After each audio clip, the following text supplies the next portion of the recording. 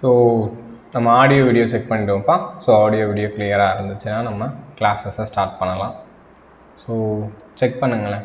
So நம்ம சைடில் எல்லாம் கிளியராக இருக்குப்பா. ஸோ ஏதாச்சும் இஷ்யூஸ் இருந்துச்சுன்னா சொல்லுங்கள், நம்ம சரி பண்ணிடலாம்.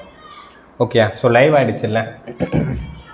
ஸோ இன்றைக்கி நம்ம back to back test or சப்னர் டெஸ்ட்டை பார்க்க போகிறோம் அண்ட் கிக் டெஸ்ட் பார்க்க போகிறோம் அண்ட் எஃபிஷியன்சியுமே நான் ஆல்மோஸ்ட் இன்ட்ரோ கொடுத்துருவோம்.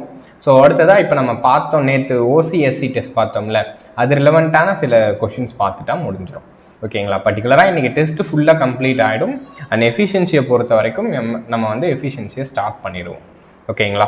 ஸோ எஃபிஷியன்சியை நம்ம எதெல்லாம் டிபெண்ட் பண்ணி ஃபைண்ட் அவுட் பண்ணுறோம், அதாவது லோடோட பேராமீட்டரை ஃபைண்ட் அவுட் பண்ணி எஃபிஷியன்சியை ஃபைண்ட் அவுட் பண்ணுவோம். அடுத்த பவர் ஃபேக்டரை வச்சுமே நம்ம எஃபிஷியன்சியை டெரைவ் பண்ண போகிறோம். ஓகேங்களா? ஸோ லைவ் ஆகிடுச்சுலப்பா. ஸோ ஆடியோ வீடியோ கிளியர் தானே? ஸோ ஏதாச்சும் இஷ்யூஸ் இருந்துச்சுன்னா சொல்லுங்கப்பா. எஸ், லைவ் ஆகிடுச்சுல்ல. ஸோ நம்ம சைடில் எல்லாம் கிளியராக இருக்குதுன்னு நினைக்கிறேன். ஆகிடுச்சுங்களா?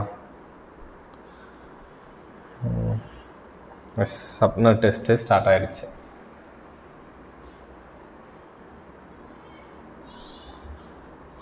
ஸோ போகலாம்ல. ஸோ போகலாமா? எக்ஸலண்ட் கனெக்ஷன், எல்லாமே பர்ஃபெக்டாக தான் இருக்குது. ஸோ நம்ம போகலாம். ஓகே, ஸோ நம்ம சேனலுக்கு ஒரு பிகினராக இருந்தீங்கன்னா ஜஸ்ட் ஒரு இன்ட்ரோ மட்டும் நான் கொடுத்துட்றேன்ப்பா. ஸோ தேர்ஃபோர் அப்போ உங்களுக்கு ஒரு பெட்டர் ஐடியா கிடைக்கும்ல, நம்ம சேனலில் உங்களுக்கு என்னென்னலாம் அவைலபிளாக இருக்கும் அப்படின்னு சொல்லிட்டு. ஓகே, ஸோ குட் ஈவினிங்ப்பா. Good evening, myself Praveen. Welcome to Tamil engineering academy. So நம்ம வந்து ஈசி அண்ட் ட்ரிபிளிக்கான கிளாஸஸ் ப்ரொவைட் பண்ணிகிட்ருக்கோம். ஃபார் டிஎன்இபிக்கான கிளாஸஸ் இப்போ நம்ம எடுத்துகிட்ருக்கோம். ஸோ டிஎன்இபி அண்ட் டிஆர்பிக்கான கிளாஸஸ் இப்போ போயிட்டுருக்கு. ஓகேயா? அப்டேட்டட் சிலபஸில் நம்மளோட கிளாஸஸ் இருக்கும். ஓகேங்களா? ஸோ பிடபிள்யூடிக்கான சிலபஸும் நம்ம அப்டேட் பண்ணி எடுத்துகிட்ருக்கோம்.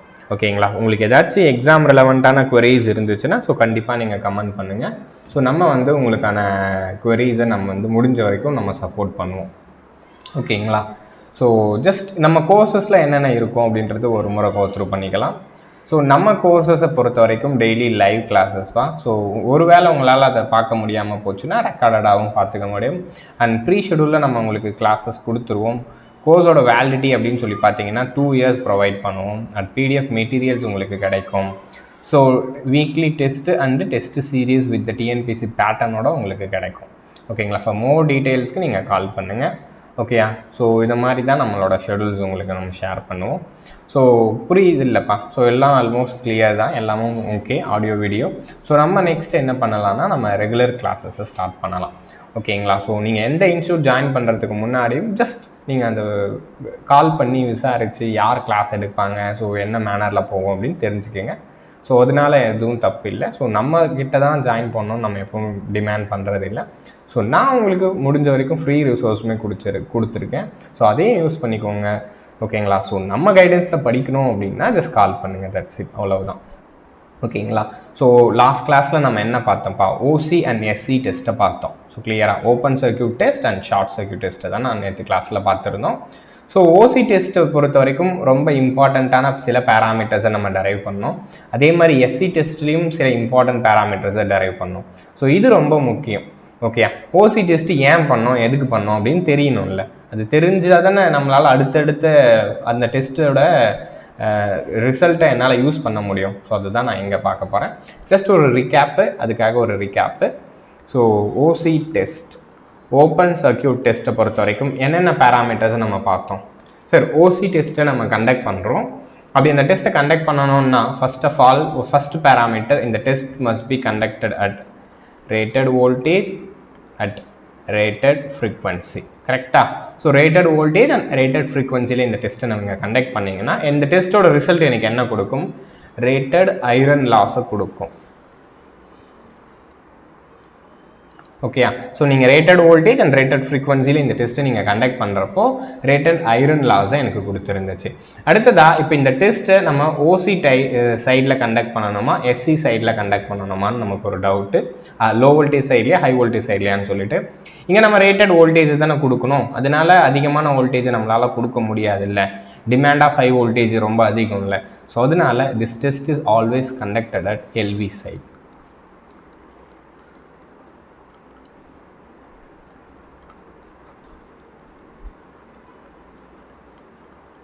ஓகே, ஸோ அது மட்டுமா இந்த டெஸ்ட்டில் அது மட்டுமா நமக்கு கிடைச்சிச்சு? ஐரன் லாஸ் மட்டுமா கிடைச்சிச்சு? ஷண்ட் பிரான்ச் பேராமீட்டர்ஸை பற்றி எனக்கு ஐடியா கிடைச்சிச்சு. Shunt branch parameters are found.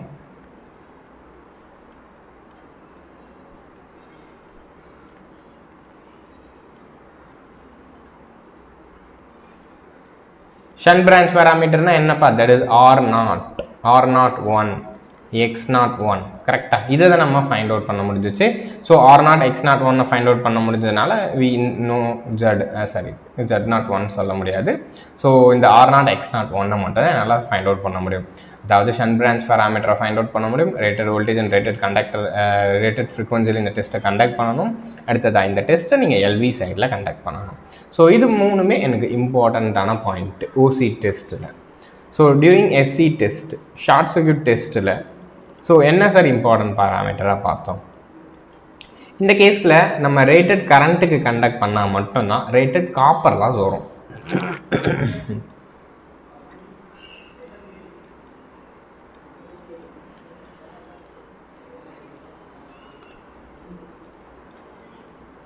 கிளியரா? ரேட்டட் கரண்ட்டுக்கு கண்டக்ட் பண்ணதுனால ரேட்டட் காப்பர் லாஸ் கிடைக்கும். அடுத்ததா இந்த டெஸ்ட்டை பொறுத்த வரைக்கும் ரேட்டட் வோல்டேஜில் கண்டக்ட் பண்ணணுமா ரெடியூஸ்டு வோல்டேஜில் கண்டக்ட் பண்ணணுமான்ற ஒரு பேராமீட்டர். சார் நம்ம ரேட்டட் வோல்டேஜில் தவறி கொடுத்தோம்னா என்ன நடக்கும்னு நான் சொல்லியிருக்கேன்ப்பா. ஸோ ஒருவேளை நீங்கள் ரேட்டட் வோல்டேஜை தெரியாமல் கொடுத்தீங்கன்னா it results into study state short circuit current. So ஒரு ஷார்ட் சர்க்யூட் கரண்ட் வந்து ஃப்ளோ ஆகும். ஸோ அதனால நம்ம எப்பவுமே என்ன கொடுக்கணும்னா ரெடியூஸ்டு வோல்டேஜ் தான் கொடுக்கணும். இன் பர்டிகுலராக அந்த ரெடியூஸ்டு வோல்டேஜ்ன்றது அந்த சர்க்யூட்டில் ஒரு ஆல்மோஸ்ட் 3 to 5 to 8% இல்லைனா ஒரு ஆல்மோஸ்ட் 10% ஆஃப் வோல்டேஜ் தான் இருக்கும். பர்டிகுலராக அந்த வோல்டேஜ்ன்றது அந்த சர்க்யூட்டோட இம்பிடன்ஸ் எவ்வளவு, பர் யூனிட் இம்பிடன்ஸ் எவ்வளவோ அவ்வளோ வோல்டேஜை கொடுக்கலாம் சார். ஓகேங்களா? அப்போ always this test is conducted at reduced voltage.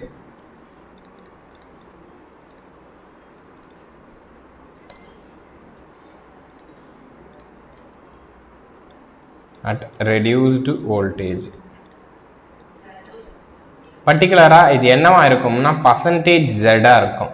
நீங்கள் அப்ளை பண்ணுற வோல்டேஜ், நீங்கள் அப்ளை பண்ண போகிற அந்த பர்டிகுலர் வோல்டேஜ்ன்றது அந்த சர்க்யூட்டோட பர்சன்டேஜ் இம்பிடன்ஸ்க்கு ஈக்குவலாக இருக்கும்.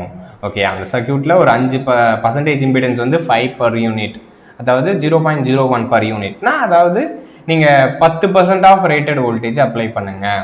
ஸோ இந்த பர்சன்ட் ஆஃப் வோல்டேஜ் எப்படி நீங்கள் கண்டுபிடிப்பீங்கன்னா அந்த சர்க்யூட்டோட இம்பிடன்ஸ் தான் சார். ஓகே, ஸோ அந்த சர்க்யூட்டுக்கு எவ்வளோ இம்பிடன்ஸ் இருக்குது, ஸோ அந்த சர்க்யூட்டோட இம்பிடன்ஸ் அளவுக்கு நீங்கள் அப்ளை பண்ணுங்கள். அதுக்கு மேலே அப்ளை பண்ணிங்கன்னா டெஃபினட்டாக செகண்டரி ஷார்ட் சர்க்யூட்டாக இருக்கனால அப்போசிஷனே இல்லாததுனால ரொம்ப நிறைய கரண்ட் தான் ஃப்ளோ ஆகும். அடுத்ததா இந்த டெஸ்ட்டை நம்ம எங்கே சார் கண்டக்ட் பண்ணியிருப்போம்? ஸோ அதிகமான கரண்ட்டை என்னால் கொடுக்க முடியாது இல்லை.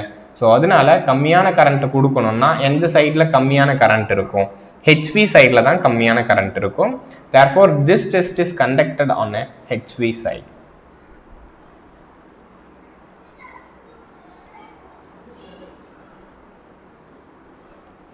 At a high voltage side.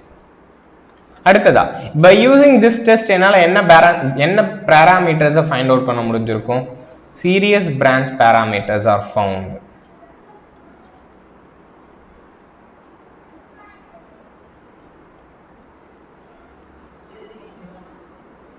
ஓகேயா, சீரீஸ் பிரான்ச் பேராமீட்டரை நம்மளால் கண்டுபிடிக்க முடியும். ஸோ சீரீஸ் பிரான்ச் பேராமீட்டர்னா என்னதுப்பா? எஸ், என்னோட R01 ஆக்சுவலி சாரி, இது R0 X0 கிளியரா? இது R01 X01. ஃப்ரம் திஸ் இதிலிருந்து தான் Z01 கண்டுபிடிக்க முடியும். So this test is also known as impedance test அப்படின்னு சொல்லலாம். ஏன்னா by using resistance and reactance we can easily found the impedance. This test is also known as impedance test.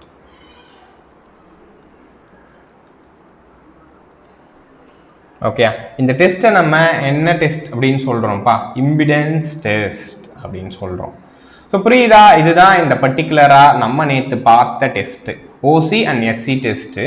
So இன்றைக்கி நம்ம பார்க்க போகிறதுன்றது that is a back to back test or heat generative test, heat generation test or regenerative test அப்படின்னு கூட சொல்லலாம்.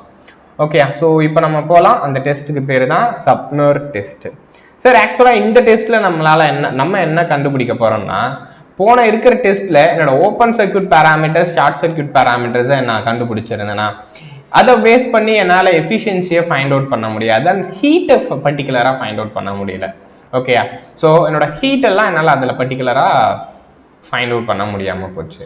So அதுக்காக நம்ம என்ன பண்ணுறோம்னா, 2 டிரான்ஸ்ஃபார்மரை பேக் டு பேக், ஓகேயா, ஒரு டிரான்ஸ்ஃபார்மர்ஸையும் இன்னொரு டிரான்ஸ்ஃபார்மர்ஸையும் பேக் டு பேக் கனெக்ஷன், ப்ரைமரியை நம்ம சீரீஸாக கொடுத்துருப்போம், செகண்டரியை பேரலாக கொடுத்து லோட் பண்ணுவோம். ஒரு டிரான்ஸ்ஃபார்மரை இன்னொரு டிரான்ஸ்ஃபார்மருக்கு கொடுத்து லோட் பண்ணுவோம். ஒரு டிரான்ஸ்ஃபார்மருக்கு இன்புட்டை கொடுத்து இன்னொன்று அவுட்புட்டாக நம்ம ட்ரீட் பண்ணி லோட் பண்ணுவோம். ஸோ அப்படி லோட் பண்ணி நான் என்ன கண்டுபிடிப்பேன்னா, அதோட ரேட்டட் ஹீட்டிங் இன்ஃபர்மேஷன்ஸை கண்டுபிடிப்பேன். ஸோ ஒன்ஸ் ரேட்டட் ஹீட்டிங் தெரிஞ்சிச்சுனாலே டெஃபினட்டாக என்னால் எஃபிஷியன்சியும் ரெகுலேஷனையும் கண்டுபிடிக்க முடியும். பர்டிகுலராக எஃபிஷியன்சி, ஓகே, அப்போ பர்டிகுலராக என்னோட எஃபிஷியன்சி கண்டுபிடிக்கிறதுக்கு என்னோட சப்னர் டெஸ்ட் அப்படி இல்லைன்னா பேக் டு பேக் டெஸ்ட்ன்றது தான் it is a more efficient method. ஓகேயா, ஸோ மற்ற என்னோட டெஸ்ட்டை காட்டிலும் இந்த டெஸ்ட்டை யூஸ் பண்ணி என்னால் இன்னும் ரொம்ப அதிகமாக எஃபிஷியண்ட்டாக என்னால் ரெகுலேஷன்ஸையும் எஃபிஷியன்சியும் கண்டுபிடிக்க முடியும்.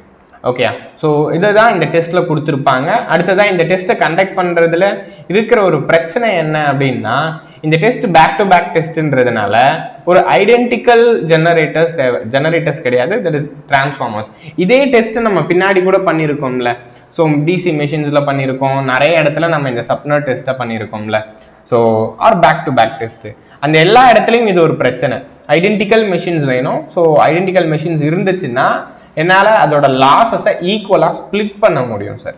ஓகே, அப்போ ஈக்குவலாக நான் லாஸஸை ஸ்ப்ளிட் பண்ணி என்னோட ரெகுலேஷன்ஸை என்னால் ஃபைண்ட் அவுட் பண்ண முடியும், ஆஸ் வெல் அஸ் எஃபிஷியன்சியும் ஃபைண்ட் அவுட் பண்ண முடியும். ஸோ இதுதான் இந்த கிவன் ஸ்டேட்மெண்ட்டில் நானும் கொடுத்துருக்கேன். இங்கே பாருங்கள், it is another method for determining efficiency and regulation and heating. எப்போ இந்த டெஸ்ட் எப்பவுமே பேக் டு பேக் டெஸ்ட்னாலே இது ஒரு லோடட் டெஸ்ட்டுப்பா. ஓகே, இந்த டெஸ்ட்டை காமனாக லோடட் டெஸ்ட் அப்படின்னு சொல்லலாம். ஸோ இந்த டெஸ்ட் எதுக்காக பண்ணுறோம்? Short circuit and open circuit test வந்து டிரான்ஸ்ஃபார்மர்ஸோட ஈக்குவலன்ட் சர்க்யூட்டோட இன்ஃபர்மேஷனை தான் கொடுத்துச்சு. அதாவது இங்கேயே நான் சொன்னேன் பாருங்க, ஷண்ட் பிரான்ச் பேராமீட்டர்ஸை ஃபைண்ட் அவுட் பண்ண முடியும், சீரீஸ் பிரான்ச் பேராமீட்டர்ஸை ஃபைண்ட் அவுட் பண்ண முடியும் அப்படின்னு நம்ம சொல்கிறோம்ல. அது எது? அதோட ஈக்குவலன்ட் சர்க்யூட், டிரான்ஸ்ஃபார்மர்ஸோட ஈக்குவலன்ட் சர்க்யூட்ஸ் மட்டும்தான் இது வரைக்கும் நம்மளால் டெரைவ் பண்ண முடிஞ்சிச்சு. ஆக்சுவலாக அந்த ஈக்குவலன்ட் சர்க்யூட்டை டெரைவ் பண்ணி தான் நான் அந்த பேராமீட்டர்ஸையும் உங்களுக்கு சொல்லியிருப்பேன் நேற்று. கரெக்டாக இந்த ஈக்குவலன்ட் சர்க்யூட்டை டெரைவ் பண்ணதுக்கு தான் யூஸ்ஃபுல்லாக இருக்கும். பட் இதில் ஹீட்டிங் இன்ஃபர்மேஷனை பற்றி பர்டிகுலராக ரொம்ப டேட்டா இருக்காது. ஓகேயா, ஸோ அதனால தான் நம்ம என்ன பண்ணுறோம்னா சப்னர் டெஸ்ட் நம்ம கண்டக்ட் பண்ணுறோம். So therefore this test will give a accurate result. ஓகேயா, ஸோ என்னோட எஃபிஷியன்சி அண்ட் ரெகுலேஷன்ஸோட அக்யூரேட் ரிசல்ட்ஸை கொடுக்கும். அடுத்தது இந்த டெஸ்ட்டை பொறுத்த வரைக்கும் வி நீடு 2 ஐடென்டிக்கல் டிரான்ஸ்ஃபார்மர்ஸ். ஓகேயா, 2 ஐடென்டிக்கல் டிரான்ஸ்ஃபார்மர்ஸ் நமக்கு தேவைப்படும். ஓகே, அடுத்ததா both the transformers are connected on a transformer is loaded on another. So அதாவது ஒன்று இன்னொன்று லோட் பண்ணும். ஓகேங்களா, பிரைமரிஸை பொறுத்த வரைக்கும் பேரலாக இருக்கும், செகண்டரிஸை பொறுத்த வரைக்கும் சீரியஸாக இருக்கும். ஓகே, ஸோ நெக்ஸ்ட் இப்போ இதோட சர்க்யூட் டயக்ராமை நான் உங்களுக்கு காமிக்கிறேன். ஆக்சுவலி இப்படி தான் இருக்கும். ஓகே, ஸோ இது என்னோட பிரைமரிஸ், ஸோ இது என்னோட செகண்டரிஸ். ஓகே, இங்கே பாருங்க, ஒன்றுத்தோட பவரை அப்படியே நம்ம feed to the again another transformer. இங்கே பாருங்க, ஸோ இப்போ என்ன ஆகுது, ஒன்றுத்தோட power it is fed back to another one. கிளியரா? ஸோ அதனால இந்த டெஸ்ட்டை பொறுத்த வரைக்கும் நம்ம என்ன சொல்லலாம்னா, திஸ் இஸ் காஸ்ட் எஃபெக்டிவ் தான், எஃபிஷியன்ட்டு தான், லாஸஸ் வந்து ரொம்ப நிறைய ஆகாது. 2 டிரான்ஸ்ஃபார்மரில் ஆக போகிற லாஸஸ் மட்டும்தான் இந்த ஆக்சுவல் அவுட்புட்லேருந்து எடுத்துக்கும். என்ன எடுத்துக்கோன்னா லாஸஸ் மட்டும்தான் எடுத்துக்கும். ஏன்னா ஒரு டிரான்ஸ்ஃபார்மர்ஸை அதே ஃபீட்பேக் பண்ணுறதுனால லாஸஸ் மட்டும் தான் நமக்கு எடுத்துக்கும். ஸோ இதிலிருந்து ஈஸியாக என்னால் என்னோட லாஸஸை ஸ்ப்ளிட் பண்ண முடியும். WI/2. Okay, WI/2. Iron loss இங்கே 2 இடத்துல நடக்குது இல்லை, அந்த லாஸஸை என்னால் ஈஸியாக ஸ்ப்ளிட் பண்ண முடியும். பை யூஸிங் இந்த எக்ஸ்பிரஷன் நம்மளால் என்ன கண்டுபிடிக்க முடியும்னா எஃபிஷியன்சியை கண்டுபிடிக்க முடியும். ஸோ ஐரன் லாஸை கண்டுபிடிச்சிட்டோம், கான்ஸ்டன்ட் ஐரன் லாஸை கண்டுபிடிச்சிட்டோம்னா அப்போ எஃபிஷியன்சியை நம்மளால் டிட்டர்மைன் பண்ண முடியும், விச் இஸ் ப்ரீ டிட்டர்மைன் பண்ண முடியும். ஓகே, இந்த டெஸ்ட்டுக்கு பேர் ரீஜெனரேட்டிவ் டெஸ்ட்.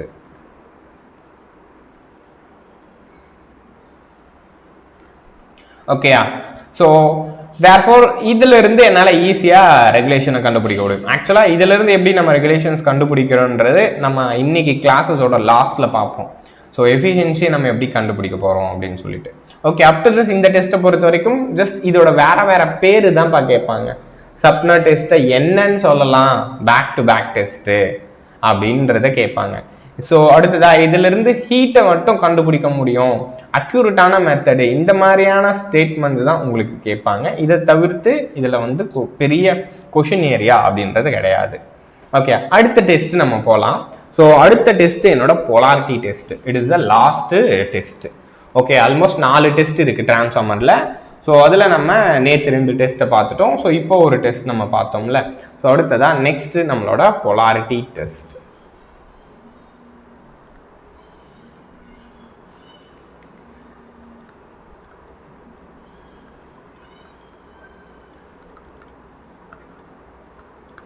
ஓகேயா? ஸோ இந்த டெஸ்ட் எதுக்காக சார்? இப்போ நம்ம ஒரு டிரான்ஸ்ஃபார்மர்ஸை வாங்குறோம். So even it is a small டிரான்ஸ்ஃபார்மரோ லார்ஜ் ரேட்டட் டிரான்ஸ்ஃபார்மரோ, இப்போ அதில் என்னோட பொலாரிட்டிஸ் என்னால் எப்படி ஐடென்டிஃபை பண்ண முடியுது? அதாவது எது வந்து பாசிட்டிவ் ஆஃப் சைக்கிள் வரப்போகுது, எந்த பொலாரிட்டியில் பாசிட்டிவ் ஆஃப் சைக்கிள் வரப்போகுது, எந்த பொலாரிட்டியில் நெகட்டிவ் ஆஃப் சைக்கிள் வரப்போகுது. ஸோ அது எனக்கு தெரியாது இல்லை, அதை தான் நீங்கள் கண்டுபிடிக்கணும். ஏன்னா நமக்கு டிரான்ஸ்ஃபார்மரை பற்றி தெரியும். டிரான்ஸ்ஃபார்மரை நம்ம எப்படிப்பா சொல்லுவோம்? காமனாக டிரான்ஸ்ஃபார்மரை என்ன பண்ணோம்? Transformer is a static device which have 180 degree phase shift between primary and secondary.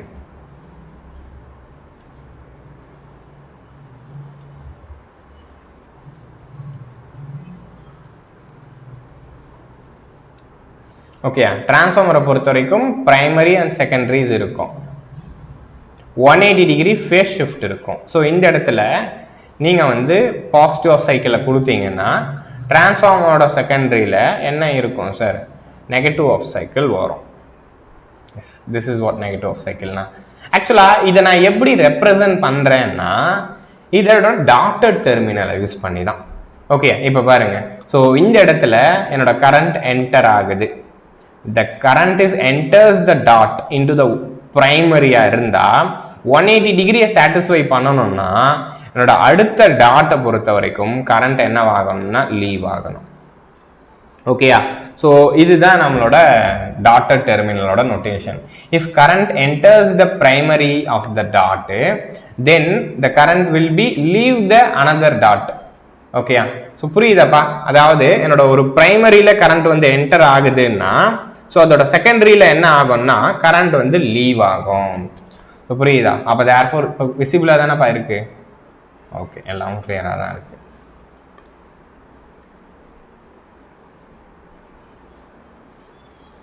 Okay, இந்த ஸ்டேட்மெண்ட் எழுதிக்கிறேன்.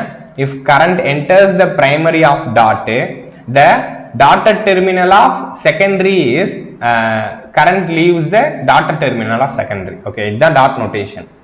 டாட் நோட்டேஷனை ஃபர்ஸ்ட் எழுதிக்குவோம். இது வந்து கான்ஸ்டன்ட். புரியுதா? இந்த டாட் நோட்டேஷன் ஏன் கான்ஸ்டன்ட்ன்றது நான் சொல்றது புரியுது இல்லப்பா?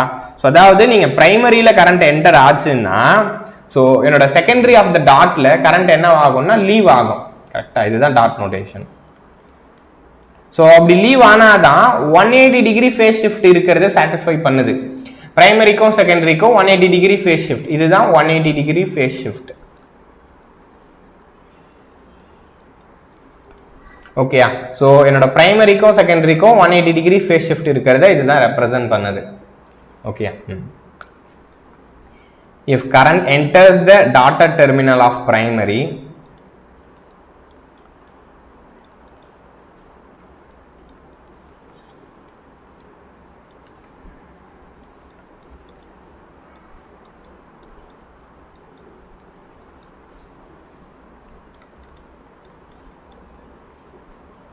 if current enters the dotted terminal of primary then the current leaves the dotted terminal of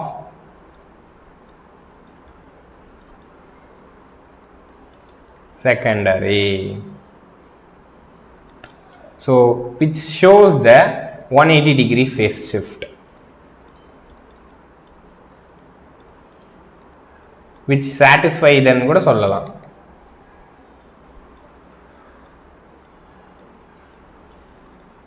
(180° phase difference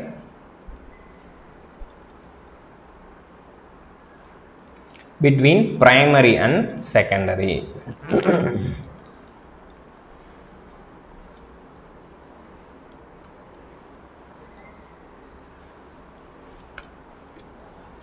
ஓகேயா? ஸோ இதுக்கு உங்களுக்கு பொலாரிட்டி கூட கொடுக்கலாம். ஓகே, இதோட பொலாரிட்டி எப்படி இருக்கும் அப்படின்னு பாருங்க.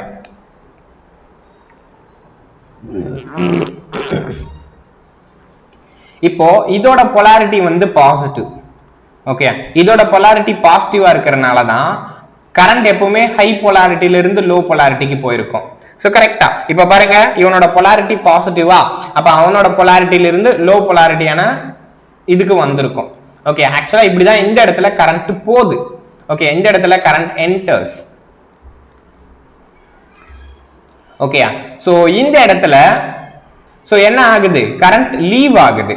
ஓகே, அப்ப இந்த இடத்துல கரண்ட் லீவ் ஆகுதுன்னா கரண்ட் எப்பவுமே எங்கிருந்துப்பா லீவ் ஆகும்? கரெக்டா? ஸோ இந்த இடத்துல இது ஹை பொட்டன்ஷியலா இருக்கிறதுனால தான், இவன் பாசிட்டிவா இருக்கிறதுனால தான் கரண்ட் வந்து வெளியே வருது. சிம்பிள் தான்ப்பா, இது புரிஞ்சுக்குங்க.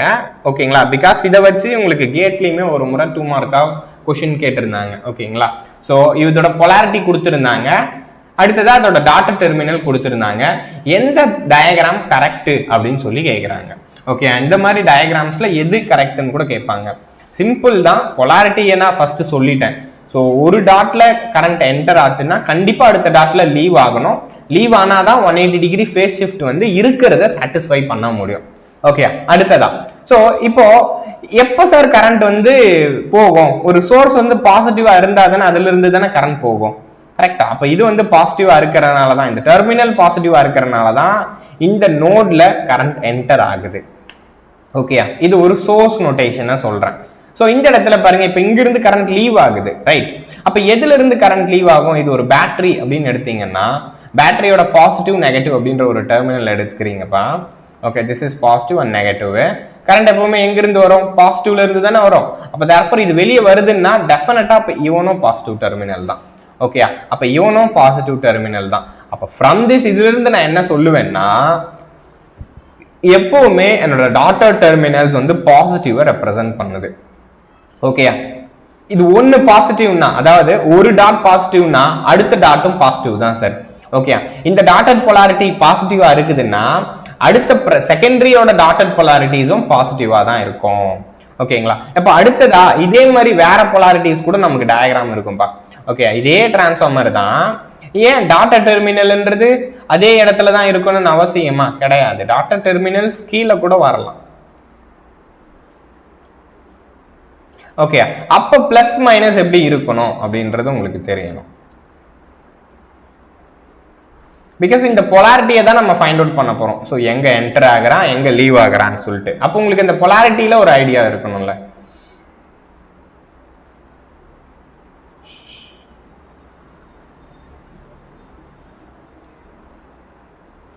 ஓகே, ஸோ இங்க பாருங்க. ஸோ இது டாட்டர் டெர்மினல் பிரைமரியோட இந்த என்டரிங்ல இருக்கும்.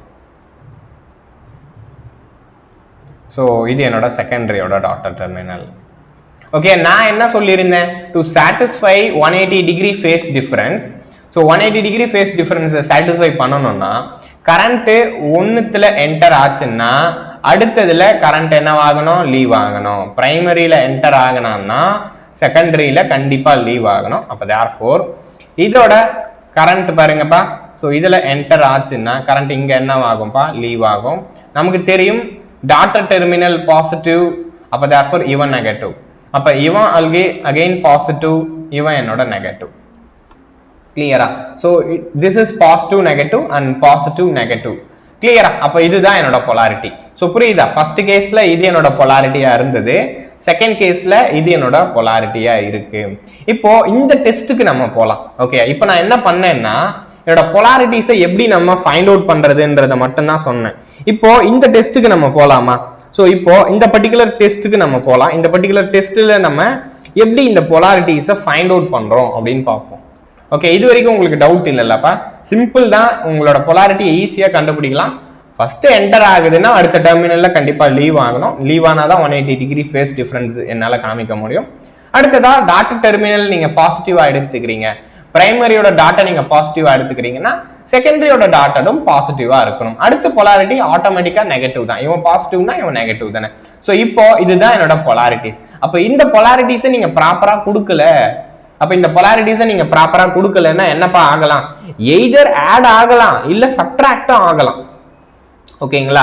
நம்ம வந்து எய்தர் ஆடிங் பொலாரிட்டியில கொடுக்காம போகலாம், இல்லை சப்ட்ராக்டிங் பொலாரிட்டியில நம்ம கொடுக்கலாம். ஸோ அது எல்லாமே நம்ம பார்க்கணும். இப்போ இந்த டெஸ்ட்டை நம்ம ஃபர்ஸ்ட் பார்க்க போகிறோம். ஸோ ஃபர்ஸ்ட் இந்த டெஸ்ட்டை நான் என்ன பண்ணுறேன்னா இந்த டயக்ராமுக்கே கொடுக்குறேன். ஓகே, இப்போ இந்த டெஸ்ட்டை நான் கண்டக்ட் பண்ணுறேன். ஸோ இது case one of this test. ஓகேயா? இந்த டெஸ்ட்டை நான் என்ன பண்ணுறேன்னா இந்த டெர்மினல்ஸை நான் வந்து கனெக்ட் பண்ணுறேன் சார். ஓகே, இந்த ரெண்டு டெர்மினல்ஸையும் நான் கனெக்ட் பண்ணி ஒரு சோர்ஸ் கொடுக்குறேன். ஓகேயா? இந்த டெர்மினல்ல நான் கனெக்ட் பண்ணி ஒரு சோர்ஸை கொடுக்குறேன். அடுத்த டெர்மினல்ல நான் அந்த வோல்ட் மீட்டர்ல நான் மெஷர் பண்றேன்.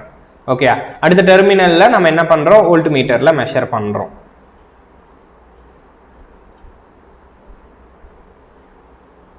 ஸோ திஸ் இஸ் பிரைமரியோட E1 ரைட். ஸோ இது என்னோட செகண்டரியோட E2. இப்போ இந்த டெஸ்ட்டை நீங்க கொடுங்க சார். இந்த டெஸ்ட்டை நான் என்ன பண்றேன்? ஃபர்ஸ்ட் இந்த ரெண்டு டெர்மினலை கனெக்ட் பண்ணுங்க. இருங்க, இதை மட்டும் வேற கலர்ல எடுத்துக்கலாம்.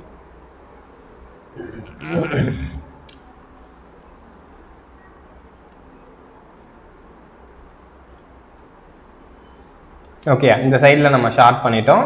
ஸோ இந்த சைடில் நம்ம என்ன பண்ணுறோம்? ஒரு வோல்ட் மீட்டரை வச்சுருக்கோம். அந்த வோல்ட் மீட்டர் தான் அந்த ரெண்டு பொலாரிட்டிஸுக்கு அக்ராஸாக இருக்கிற வோல்டேஜை எனக்கு சொல்லுது. This is given source, this is AC source. Okay, இப்போ இந்த கேஸ்ல என்னோட வோல்ட் மீட்டரோட ரீடிங் என்ன அப்படின்னு நீங்க பார்க்கணும். ஸோ இந்த வோல்ட் மீட்டர் ரீட்ஸ், இந்த வோல்ட் மீட்டர் எதைப்பா ரீட் பண்ணும்? இந்த இடத்துல தெளிவா பாருங்களேன். இங்க இருக்கிற என்னோட பாசிட்டிவ் டெர்மினலும் இங்க இருக்கிற என்னோட நெகட்டிவ் டெர்மினலும் கனெக்ட் ஆகுது. அப்போ E1ஓட பேட்டரி இருக்காம பாருங்க. சிம்பிளா இது இல்லைன்னா இந்த பாத்துல நீங்க கேவியில் எழுதுங்கப்பா. அப்படியே இந்த பாத்துல நீங்க கேவியில் எழுதினாலுமே உங்களுக்கு ஈஸியா கிடைச்சிரும். So this is minus plus E1 and this is plus minus E2. இந்த பாத்துல கேவியில் எழுதுறப்ப என்ன வரும்? So minus E1. ஓகேயா? அடுத்ததா சாரி இந்த இடத்துல பாருங்க, பிளஸ் கிடையாது, நான் அது மைனஸ் தானே, நான் மாற்றி போட்டுட்டேன்னா அப்போ இந்த மாதிரி தப்பாக போட்டால் that is will be wrong. Correct? அப்போ டெஃபினட்டாக அது ராங்கு. ஓகேயா? அடுத்ததா இது பிளஸ் இது மைனஸா? ஓகேயா? இப்போ பாருங்க, இந்த பாத்தில் ஜஸ்ட் நான் கேவியில் எழுதுறேன். நான் கிரீன் கலரில் போட்டிருக்கேன்ல, அதில் தான் கேவியில் எழுதுறேன். அப்போ ஃபர்ஸ்ட் ஃபேஸ் பண்ணது which is minus E1. Okay, இப்படி வந்து இப்படி போகிறேன், மைனஸ் E1. அடுத்ததா திரும்பவும் ஒரு மைனஸ் E2. அடுத்ததா திரும்பவும் என்ன வருது? plus V is equivalent to 0. அப்ப from this V is equivalent to என்னப்பா வருது? E1 plus E2. அப்ப இங்க என்ன ஆகுதுப்பா? which is adding. கிளியரா? அப்ப therefore இந்த டெஸ்ட்டை கண்டக்ட் பண்ணி ஆட் ஆகுதா? அப்ப என்ன பண்ணிருக்கோம்? Opposite polarity. இந்த டெர்மினல்ல இருக்கிறதும் பிரைமரியில இருக்கிறதும் செகண்டரியில இருக்கிறதும் ஆப்போசிட் பொலாரிட்டி. ஸோ அது ஆப்போசிட் பொலாரிட்டியா இருக்கிறதுனால தான் டிரான்ஸ்ஃபார்மரோட அவுட்புட்ஸ் வந்து ஆட் ஆயிருக்கு அப்படின்றத என்னால் ஈஸியாக சொல்ல முடியும். ஓகேயா? ஸோ இது வந்து சீரீஸாக இருக்கிறது இல்லைப்பா. ஸோ சீரீஸாக தானே இருக்கு. அப்படி இருக்கிறப்போ ஆட் ஆகுதுன்றது ஆப்போசிட் பொலாரிட்டி. நீங்கள் பேட்டரி இது பாசிட்டிவ் நெகட்டிவ், அடுத்ததா பாசிட்டிவ் நெகட்டிவ், இந்த மாதிரி நீங்கள் கனெக்ட் பண்ணால் என்ன ஆகும்ப்பா? ஸோ டெஃபினட்டாக ஆட் தான் ஆயிருக்கும். அப்போ பேட்டரிஸ் ஆர் ஆடட் அப்பா. அப்போ இது ஒரு கேஸு. அப்போ நீங்க இந்த டெஸ்ட்டை எடுத்திருக்கப்போ இதோட ரிசல்ட் பாக்குறீங்க. ரிசல்ட் வந்து வோல்ட் மீட்டர்ல பாக்குறீங்க. அந்த வோல்ட் மீட்டரோட ரீடிங் ஆட் ஆயிருக்கிறது எனக்கு எதை கொடுக்குது? ஸோ நீங்க வந்து ஆடிங் பொலாரிட்டியில கனெக்ட் பண்ணிட்டீங்க. பொலாரிட்டிஸ் வந்து ஆடிங் பொலாரிட்டியா இருக்கு. நீங்க என்ன பண்ணணும்? பார்த்து அதுக்கப்புறமா எது பாசிட்டிவ் எது நெகட்டிவ் அது அப்படின்றத நீங்க கண்டுபிடிச்சிக்கணும். ஓகேங்களா? ஸோ இந்த இடத்துல பாசிட்டிவ் நெகட்டிவ்ன்றது தட் இஸ் என்னோட வேவ் ஃபார்மோட பாசிட்டிவ் அண்ட் நெகட்டிவ் சைக்கிளை தான் குறிக்குது. ஓகேயா? ஸோ இது புரியும்னு நினைக்கிறேன். அடுத்ததா ஸோ இப்போ இது அடிட்டிவ் பொலாரிட்டியில் இருக்கு. ஸோ அப்போ நெக்ஸ்ட் நான் என்ன பண்றேன்? அதே மாதிரி இந்த பொலாரிட்டிஸை சேஞ்ச் பண்ணி நான் கொடுக்குறேன். ஓகேங்களா? அது என்னோட கேஸ் 2. இப்படி தான் சார் நான் பொலாரிட்டியை ஃபைண்ட் அவுட் பண்ணுறேன்.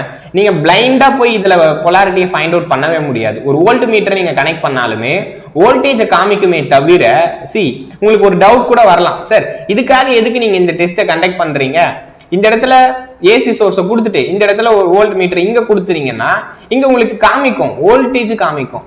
நீங்கள் என்ன கொடுத்தீங்க, ஃபார் எக்ஸாம்பிளாக இது வந்து 220 வோல்ட் அப்படின்னா இது ஒரு 11 kV ஸ்டெப் அப் டிரான்ஸ்ஃபார்மராக இருந்தால் 11 kV காமிக்குமே தவிர இந்த இடத்துல எனக்கு பாசிட்டிவ் ஆஃப் சைக்கிள் வருதா, இந்த இடத்துல நெகட்டிவ் ஆஃப் சைக்கிள் இருக்கா அப்படின்றத எந்த வோல்ட் மீட்டரும் நமக்கு காமிக்காது, ரைட்? அப்போ அந்த பொலாரிட்டிஸ் உங்களுக்கு தெரியாது இல்ல, அது தெரியாம நம்ம கண்டிப்பா கொடுக்க முடியாது. பேரலல் ஆபரேஷன் ஆஃப் டிரான்ஸ்ஃபார்மர்லாம் நம்ம பார்ப்போம். ஸோ இப்போ அந்த பேரலல் ஆபரேஷன்லாம் இந்த பொலாரிட்டிஸ் மஸ்ட் பி கனெக்ஷன் வந்து கரெக்டா இருக்கணும். அப்போ அந்த கேஸ்லலாம் நம்மளால பண்ண முடியாது. அப்போ கண்டிப்பாக நீங்கள் டிரான்ஸ்ஃபார்மரில் எங்கே கரண்ட் என்டர் ஆகுது, எந்த பொலாரிட்டியில் கரண்ட் லீவ் ஆகுதுன்றது உங்களுக்கு தெரியணும். அப்போ அதுக்காக என்ன பண்ணி தான் ஆகணும், இந்த இடத்துல நீங்கள் இந்த டெஸ்ட்டு, இந்த பொலாரிட்டி டெஸ்ட்டை கண்டக்ட் பண்ணி தான் ஆகணும். அப்போ இந்த டெஸ்ட்டு கண்டக்ட் பண்ணுறப்போ இந்த வோல்ட் மீட்டரோட ரீடிங் அடிட்டிவாக இருந்துச்சுன்னா the polarities are differentially connected. Okay, அதாவது பிரைமரியோட பொலாரிட்டியும் செகண்டரியோட பொலாரிட்டியும் ஆப்போசிட்டா இருக்குது அப்படின்றத எனக்கு சொல்லுது. ஓகே, இந்த இடத்துல polarities are opposite. Okay, a pair of dissimilar polarities இது. ஓகே, இது வந்து dissimilar polarities.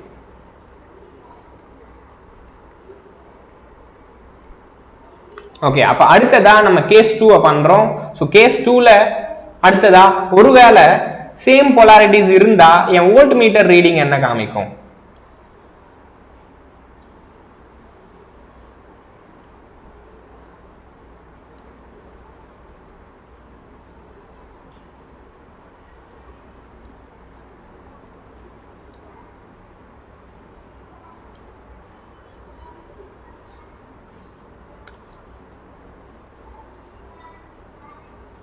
சேம் அதே கனெக்ஷன் தான்ப்பா, நம்ம எந்த கனெக்ஷனும் சேஞ்ச் பண்ணக்கூடாது. ஓகே, இந்த கேஸில் டாட்டட் டெர்மினல், இதுவும் டாட்டட் டெர்மினல், இதுவும் டாட்டட் டெர்மினல். ஸோ இப்போ நமக்கு தெரியும். ஸோ டெர்மினல்ஸை நீங்கள் கனெக்ட் பண்ணுங்கள். ஸோ இந்த இடத்துல ஜஸ்ட் கனெக்ட் பண்ணுங்கள். இவங்க ரெண்டு பேரையும் கனெக்ட் பண்ணுறீங்க. இந்த இடத்துல ஒரு வோல்ட் மீட்டரை நீங்கள் கனெக்ட் பண்ணுறீங்க. அடுத்ததா இந்த இடத்துல we need to give the AC supply.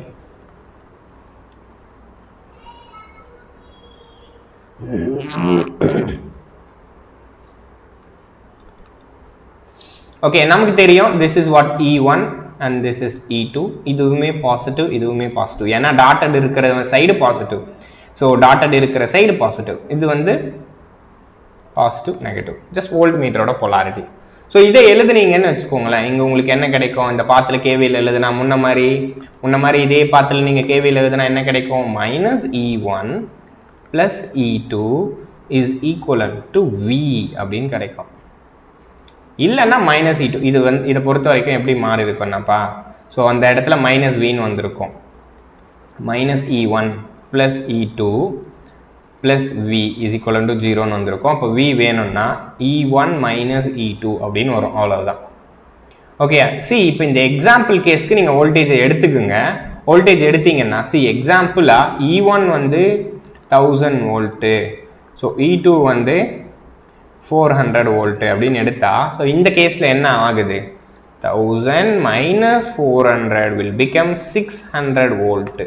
ஆனால் போன கேஸில் என்னவா இருக்கும், 1400 வோல்ட்டாக ஆயிருக்கும். ஸோ இது எனக்கு எதை சார் சொல்லுது, a pair of similar polarities, கரெக்டா? ஸோ இந்த இடத்துல எனக்கு சப்ட்ராக்ட் ஆகுதா, ஸோ இந்த இடத்துல சப்ட்ராக்டிவ் பொலாரிட்டியா இருக்கு.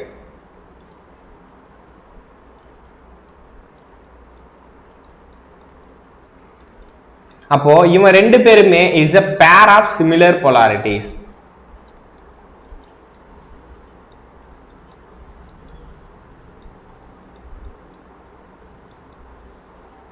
ஓகே, அப்போ நீங்கள் கனெக்ட் பண்ணியிருக்கீங்க பாருங்க, அது வந்து பேர் ஆஃப் சிமிலர் பொலாரிட்டி. இந்த இடத்துல நீங்கள் ஷார்ட் சர்க்யூட் பண்ணுறது இல்லை, நீங்கள் ஷார்ட் சர்க்யூட் பண்ணது it is a pair of similar பொலாரிட்டிஸ். நீங்கள் ஒரு சிமிலர் பொலாரிட்டிஸை ஷார்ட் சர்க்யூட் பண்ணி வச்சிருக்கீங்க அப்படின்றத என்னால் ஐடென்டிஃபை பண்ண முடியுது. அப்போது என்னோட இந்த டிசி பொலாரிட்டி டெஸ்ட், இந்த பொலாரிட்டி டெஸ்ட்டை யூஸ் பண்ணி தான் என்னோட டிரான்ஸ்ஃபார்மர்ஸோட பொலாரிட்டியை நம்மளால பர்ஃபெக்டா ஃபைண்ட் அவுட் பண்ண முடியுது. ஓகே, இதுதான் இந்த பொலாரிட்டி டெஸ்டோட இம்பார்ட்டன்ட்பா.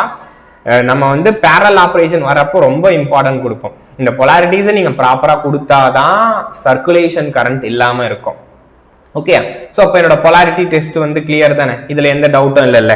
ஸோ அடுத்ததா இந்த பொலாரிட்டி டெஸ்ட்டுக்காக நீங்க ஒரு ஏசி வோல்டேஜை கொடுக்குறீங்க, அடுத்ததா ஒரு வோல்ட் மீட்டரை எடுத்துக்கிறீங்க. ஸோ இது வந்து ஸ்மால் ரேட்டட் டிரான்ஸ்ஃபார்மர்ஸாக இருந்தால் ஓகே. ஏன்னா அதில் வந்து மேக்ஸிமமாக 220 240 வோல்ட்டோ தான் இருக்கும். இல்லைனா மேக்ஸிமம் ஒரு 1000 வோல்ட் இருக்குன்னு கூட வச்சுக்கோங்கப்பா. ஸோ 1000 வோல்ட்டு ஈஸியாக நீங்கள் மெஷரிங் எக்யூப்மெண்ட்டில் மெஷர் பண்ணிடலாம், சப்ளையும் ஈஸியாக கொடுத்துக்கலாம். ஆனால் இதே டெஸ்ட்டை நீங்கள் ப்ராக்டிக்கலாக பாருங்களேன். ப்ராக்டிக்கலாக நமக்கு லார்ஜ் ரேட்டட் கேவிஏ டிரான்ஸ்ஃபார்மர்ஸ் இருக்கும், லெவல் கேவி, 765 கேவி, 440 கேவி. கரெக்டா? இவ்வளோ வோல்டேஜ் இருக்கிற டிரான்ஸ்ஃபார்மர்ஸ்ல நீங்க போயிட்டு அவ்வளோ வோல்ட் மீட்டரையும் எங்க பார்ப்பீங்க? அதுக்கான சப்ளையும் நீங்க கொடுக்கறது எவ்வளோ டிஃபிகல்டிஸ். அப்போ தேர்ஃபோர் இங்க இருக்கிற என்னோட பொலாரிட்டி டெஸ்ட்ன்றது it is suitable only for the low voltage applications. கரெக்டா? லோ வோல்டேஜ் டிரான்ஸ்ஃபார்மர்ஸ்க்கு யூஸ்ஃபுல்லா இருக்கும். அப்ப ஹை வோல்டேஜ் டிரான்ஸ்ஃபார்மர்ஸ் வந்துச்சுன்னா என்ன பண்றோம்னா டிசி கிக் டெஸ்ட் அப்படின்னு ஒரு டெஸ்ட் இருக்கு. ஓகேயா? ஸோ இங்கே இதே மாதிரி தான்ப்பா. ஸோ இந்த இடத்துலையும் நம்ம என்ன பண்ணோம்னா டிசி கிக் டெஸ்ட்ன்றது ஒரு ஸ்மால் டிசி வோல்டேஜை கொடுத்து நம்ம டிசி சப்ளை வோல்டேஜை கொடுத்து நம்ம செக் பண்ணுவோம். ஓகே, அந்த டிசி சப்ளை வோல்டேஜை கொடுத்து அதுல இருந்து என்னால பொலாரிட்டியை ஈஸியா ஃபைண்ட் அவுட் பண்ண முடியும். ஓகேயா? அப்போ இந்த டெஸ்டோட லிமிடேஷன் என்ன? பொலாரிட்டி டெஸ்ட் நீங்க கண்டக்ட் பண்ணலாம், பட் ஆனால் ஸ்மால் மெஷினுக்கு தான் பண்ண முடியும். ஏன்னா வோல்ட் மீட்டரோட ரேட்டிங்கும் சப்ளையோட ரேட்டிங்கும் அதிகமாக இருக்கு. ஸோ தேர்ஃபோர் இந்த பாயிண்ட் எழுதிக்கோங்க. Therefore the polarity test is limited only for the low voltage applications, low voltage transformers.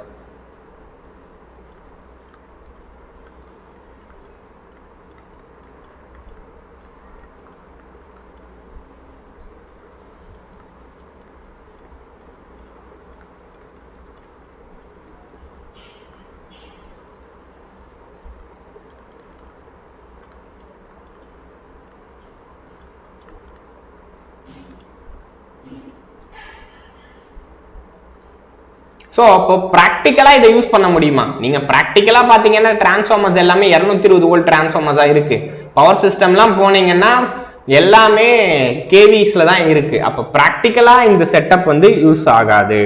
Therefore this test is has no practical use.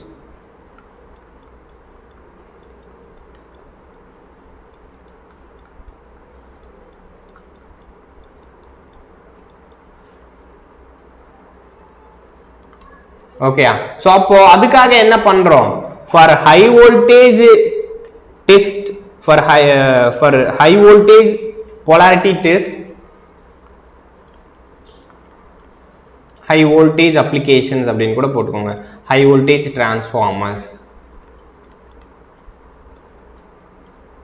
we are going for DC kick test.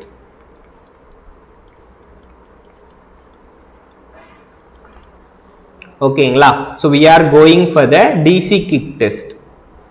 Okay, அதாவது DC kick testல தான் நம்ம இந்த particular இதை attain பண்ண முடியுது, அதாவது achieve பண்ண முடியுது. ஓகே, ஸோ இப்போ இந்த டெஸ்ட்டை பற்றி ஜஸ்ட் ஒரு இன்ட்ரோஸு அதோட டயக்ராம்ஸை நம்ம கொடுத்துட்றேன்.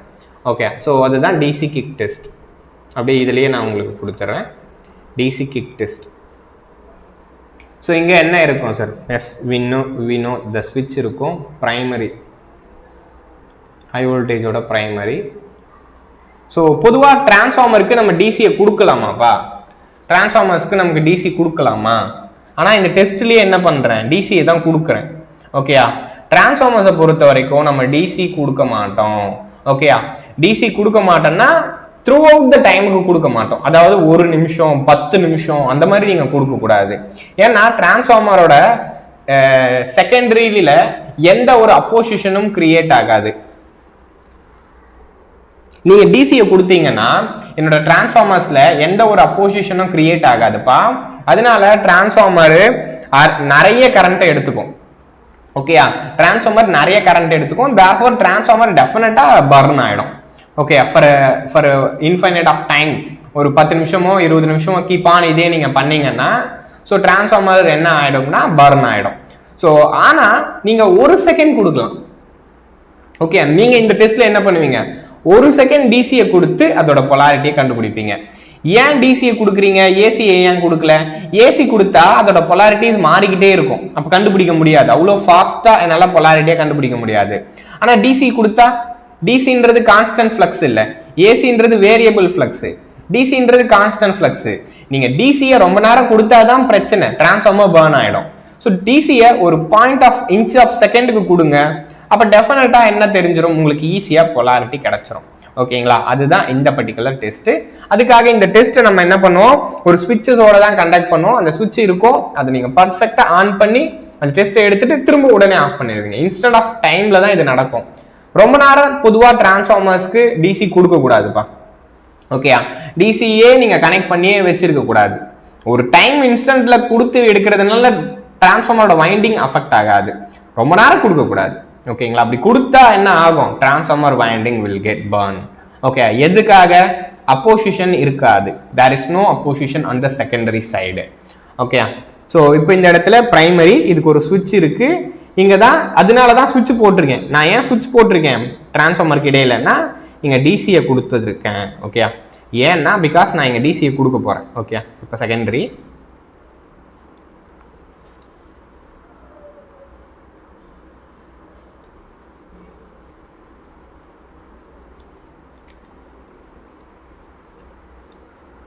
ஓகே, இங்கே ஒரு மீட்டர் மெஷரிங் இன்ஸ்ட்ருமெண்ட்டு. ஸோ இப்போ பொலாரிட்டிஸ் எடுத்துக்கலாம். இது சி எக்ஸாம்பிள், இது டாட்டட் பொலாரிட்டிஸாக இருந்துச்சுன்னா அப்போ டெஃபினட்டாக இங்கேயும் பாசிட்டிவ் வரும், இந்த இடத்துலையும் நமக்கு பாசிட்டிவ் இருக்கும், இங்கே நெகட்டிவ் இருந்திருக்கும், இங்கே நெகட்டிவ் இருந்திருக்கும். அப்போ அந்த இடம் மீட்டரோட யூஸ் பண்ணி நல்லா ஈஸியாக கண்டுபிடிச்சிக்க முடியும். ஸோ இப்போ இந்த இடத்துல நான் என்ன கொடுக்குறேன், we are exciting with DC source. Okay, அப்போ நம்ம என்ன கொடுத்துருக்கோம் அப்படின்னு பார்த்தீங்கன்னா டிசி சோர்ஸை கொடுத்துருக்கோம். ஓகே, ஸோ மேபி இது ஹெச்வியாக இருக்கலாம், இது எல்வியாக கூட இருக்கலாம். ஸோ இதில் எந்த இஷ்யூஸும் இல்லை. இப்போ இந்த டெஸ்ட்டோட அட்வான்டேஜஸை எழுதிக்குங்க. ஓகே, இதுதான் பெனிஃபிட். இந்த டெஸ்ட்டோட பெனிஃபிட்ஸ் என்ன, அடுத்து நான் முதலே சொல்லிட்டேன், இந்த டெஸ்ட்டை நீங்கள் த்ரூ அவுட் கனெக்ட் பண்ணியே வச்சிருக்க கூடாது. சுவிட்ச் மஸ்ட் பி ஓப்பன். ஓகே, ஒரு ஃபைனைட் டைமுக்கு அப்புறமா சுவிட்ச் வந்து திரும்ப என்ன பண்ணிடணும், ஓப்பன் பண்ணிடணும். ஓகே, கீப் ஆன் நீங்கள் க்ளோஸே பண்ணி வச்சுருந்தீங்கன்னா ஸோ எந்த ஒரு அப்போசிஷனும் இல்லாததுனால ஒரு லெவலுக்கு மேலே கோர் சேச்சுரேட் ஆகிட்டு பர்ன் ஆகிடும். ஓகே, ஸோ இந்த பாயிண்ட் எழுதிக்கலாம். ஸோ இந்த test is suitable for high voltage also.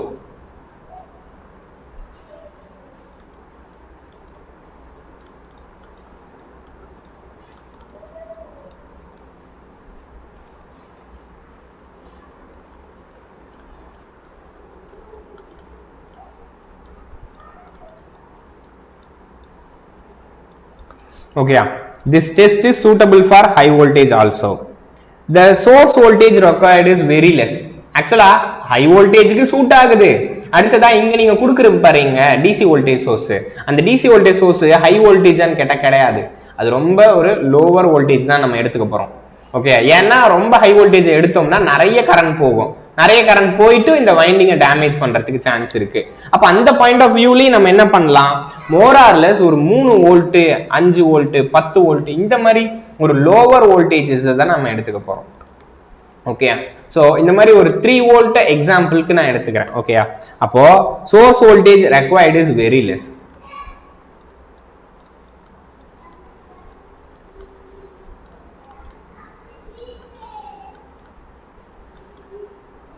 Okay, சோர்ஸோட வோல்டேஜ் ரெக்வயர்டு அப்படின்றது என்னவாகுதுன்னா வெரி லெஸ்ஸா இருக்கு. ஸோ அடுத்ததா இந்த டெஸ்ட்டை பொறுத்த வரைக்கும் இது என்னோட சிடி பிடி இன்ஸ்ட்ருமெண்ட் டிரான்ஸ்ஃபார்மர்ஸ்க்கு கூட யூஸ் பண்ணிக்கலாம். And this test is also used for instrument transformers also.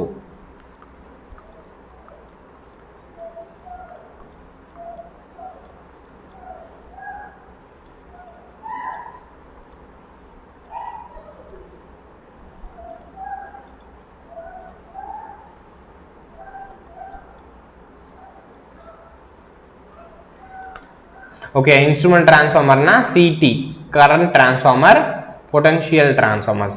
So அதுதான் என்னோட இன்ஸ்ட்ருமெண்ட் டிரான்ஸ்ஃபார்மர்ஸ். ஓகே, அப்போ இந்த டெஸ்ட்டை யூஸ் பண்ணி என்னால் சிடி அண்ட் பிடிஸ்க்கும் யூஸ் பண்ண முடியும். சார் இங்கே நீங்கள் பாசிட்டிவ் கிக் தான் பண்ணணுமா இந்த டெஸ்ட்டில்? இங்கே பாருங்கள், நீங்கள் இந்த பாசிட்டிவ் எனர்ஜியை தான் கொடுக்கணுமா அப்படின்லாம் கிடையாது. நீங்கள் நெகட்டிவ் எனர்ஜியும் கொடுக்கலாம், பாசிட்டிவ் கிக்கும் கொடுக்கலாம்.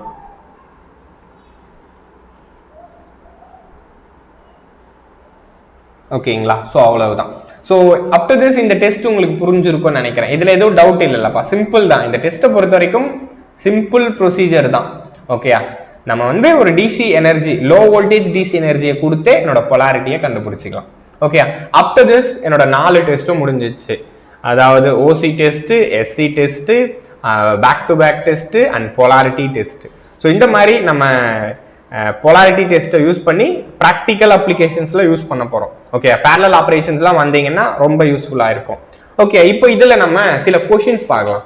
ஸோ இது வரைக்கும் பார்த்த டெஸ்ட்டில் நம்ம சில கொஷின்ஸ், நேற்று நம்ம பார்த்தோம்ல ஓசி டெஸ்ட்டு, எஸ்சி டெஸ்ட்டு, அதில் ஒரு 2 கொஷின்ஸ் பார்ப்போம். ஸோ அதுக்கப்புறமா இன்னைக்கு நம்ம எஃபிஷியன்சியை ஸ்டார்ட் பண்ணிடலாம். ஓகேயா, ஸோ டிஸ்கஷன்ஸில் வேணும்னாலுமே அடிஷ்னல் கொஷின்ஸ் பார்த்துக்கலாம். இதில் வந்து டிஸ்கஷன்ஸில் அடிஷ்னல் கொஷின்ஸ் பார்த்துக்கலாம். ஸோ அடுத்தது ரேட்டிங் ஆஃப் டிரான்ஸ்ஃபார்மர்ஸ் ஏன் வந்து கேவிஏல சொல்லணும். அடுத்ததா என்னோட நெக்ஸ்ட் டாபிக் என்ன, ரெகுலேஷன்ஸ். எஸ், எஃபிஷியன்சி ரெகுலேஷன்ஸ் எல்லாம் நம்ம ஸ்டார்ட் பண்ணிடலாம். ஓகேயா, so next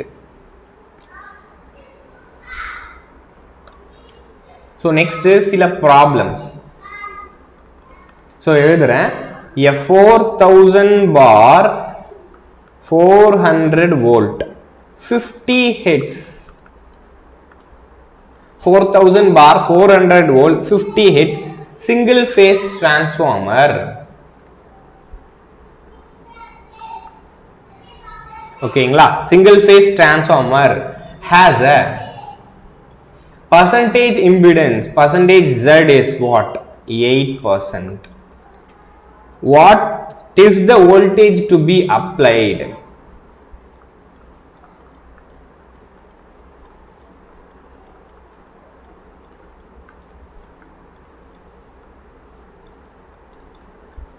What is the voltage to be applied on HV side?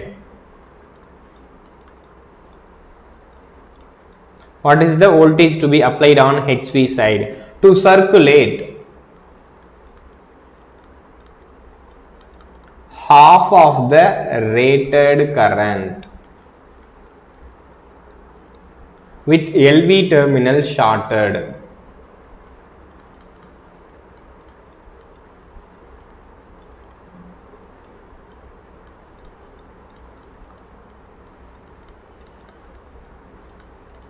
ஓகேங்களா, ஸோ இப்போ புரியுதா?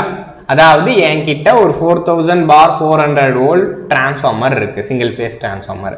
அந்த டிரான்ஸ்ஃபார்மரோட பர்சன்டேஜ் இம்பிடன்ஸ் அப்படின்றது 8%. What is the voltage to be applied on HV side? So HV சைடில் எவ்வளோ வோல்டேஜை நீங்கள் அப்ளை பண்ணால் என்னோட எல்வி சைடில் ரேட்டட் கரண்ட் வரக்கூடாது, ரேட்டட் கரண்ட்ல பாதி கரண்ட் வரணும் அப்படின்னு சொல்றாங்க. புரியுதா? இப்பதானே இந்த டெஸ்டோட ரிசல்ட், நேத்து நம்ம பார்த்த ரிசல்ட்டை இன்னைக்கு நான் உங்களுக்கு ரீகேப் கொடுத்தேன். இப்போ அதுலயுமே நான் உங்களுக்கு எழுதியிருக்கேன். ஓகேயா? ஸோ டியூரிங் எல்வி டெஸ்ட் எடுக்கிறப்போ, ஷார்ட் சர்க்யூட் டெஸ்ட் எடுக்கிறப்போ, கரெக்டா ஷார்ட் சர்க்யூட் டெஸ்ட் எடுக்கிறப்போ டியூரிங் ஷார்ட் சர்க்யூட் டெஸ்ட் எவ்வளோ வோல்டேஜ் நம்ம அப்ளை பண்ணுவோம்? ஓகேங்களா? ஸோ என்னோட டெஸ்ட்டுக்காக என்னோட ஹெச்வி சைடில் எவ்வளோ வோல்டேஜ் அப்ளை பண்ணுவோன்னு நான் சொல்லியிருந்தேன். To get rated short circuit current, உங்களுக்கு ரேட்டட் ஷார்ட் சர்க்யூட் கரண்ட் வேணும் அப்படின்னு நினைச்சீங்கன்னா இங்க பாருங்க, this test is conducted at rated current. So இந்த டெஸ்ட் எதுக்கு கண்டக்ட் பண்றோம்ப்பா? ரெடியூஸ்டு வோல்டேஜுக்கு தான் கண்டக்ட் பண்றோம்னு சொன்னேன். ஸோ அந்த ரெடியூஸ்டு வோல்டேஜ் எவ்வளவா இருக்கணும்? பர்சன்டேஜ் இம்பிடன்ஸ்க்கு ஈக்குவலா இருக்கணும். அப்படி அது பர்சன்டேஜ் இம்பிடன்ஸ்க்கு ஈக்குவலா இருந்துச்சுன்னா எனக்கு ரேட்டட் காப்பர் லாஸ் கிடைக்கும். ஓகேயா? ஸோ இதை தான் நான் சொல்லியிருக்கேன். இந்த டெஸ்ட்டை நீங்க கண்டக்ட் பண்ணீங்க, ரேட்டட் இம்பிடன்ஸ்க்கு கண்டக்ட் பண்ணீங்கன்னா ரேட்டட் காப்பர் லாஸ் கிடைக்கும். ஓகேயா? ரேட்டட் இம்பிடன்ஸ்க்கு நீங்க கண்டக்ட் பண்ணீங்கன்னா ரேட்டட் காப்பர் லாஸ் கிடைக்கும். அடுத்ததான் இந்த டெஸ்ட் எங்க தான் கண்டக்ட் பண்ணணும்னு சொல்லியிருக்கேன்? ஹெச்வி சைட்ல தான் கண்டக்ட் பண்ணணும்னு சொல்லியிருக்கேன். இப்போ இந்த ஸ்டேட்மெண்ட் அப்படியே பாருங்க, இந்த கொஸ்டின்ல இருக்கும். ஓகே, அப்போ therefore a HV side, the voltage to be applied on HV side, கரெக்டா? இதானே சொல்லியிருக்கேன். என்ன வோல்டேஜ் என்னோட ஹெச்வி சைடில் அப்ளை பண்ணேன்னா நான் வந்து half of the rated current கிடைக்கும் அப்படின்னு கேட்குறாங்க. எல்வி சைடில் half of the rated current கிடைக்கும் அப்படின்னு சொல்லி கேட்குறாங்க. சரி, இப்போ நம்ம இப்போ தானே பார்த்தோம். ஸோ இந்த டெஸ்ட் எப்பவுமே ஹெச்வியில் கண்டக்ட் பண்ணுறோம். ஸோ ஓகேயா. ஸோ இப்போ whenever the percentage impedance Z of voltage is given, இது என்ன பண்ணிருக்கோம், it given rated current. புரியுதா? இந்த ஸ்டேட்மெண்ட் நம்ம பார்த்தோம்ல, நீங்க பர்சன்டேஜ் வோல்டேஜ் கொடுத்தீங்கன்னா உங்களுக்கு ரேட்டட் கரண்ட் கிடைக்கும். ஓகே, பர்சன்டேஜ் வோல்டேஜ் கொடுத்தீங்கன்னா உங்களுக்கு ரேட்டட் கரண்ட் கிடைக்கும். ஆனா இங்க என்ன சொல்றாங்க, எனக்கு ரேட்டட் கரண்ட் வேணாம், half of the rated current வேணும். half of the rated current வர்றப்போ என்ன வோல்டேஜ் நீங்க கொடுக்கணும் அப்படின்னு சொல்றாங்க. ஓகே, என்ன வோல்டேஜ் நீங்க கொடுக்கணும். அப்போ for half of the rated கரண்ட்டுக்கு ஸோ அப்போ என்னவா இருக்கணும், half of the percentage impedance of voltage அப்படின்னு எழுதலாம்ல. ஸோ கரண்ட்டை நீங்க ஆஃபா எழுதுறீங்க, அப்போ இவனையும் என்ன பண்ணலாம், ஆஃபா எழுதலாம்ல. அடுத்ததா ஸோ இந்த பர்சன்டேஜ் ஜெட்ன்றது என்ன sir, this is the percentage Z. So செகண்டரியில இது, பிரைமரியில இது. ஓகே, ஆக்சுவலா நீங்க இந்த பர்சன்டேஜ் ஜெட்டை என்ன பண்ண போறீங்க, இதுல இருந்து தான் டெரைவ் பண்ண போறீங்க. எய்தர் செகண்டரியில இருந்தும் டெரைவ் பண்ணலாம், பிரைமரியில இருந்தும் டெரைவ் பண்ணலாம். ஃபார் எக்ஸாம்பிளா இதை நான் உங்களுக்கு டெரைவ் பண்றேன். ஸோ 8% ஆஃப் 400 வோல்ட் அப்படின்னு சொன்னீங்கன்னா இது with respect to secondary.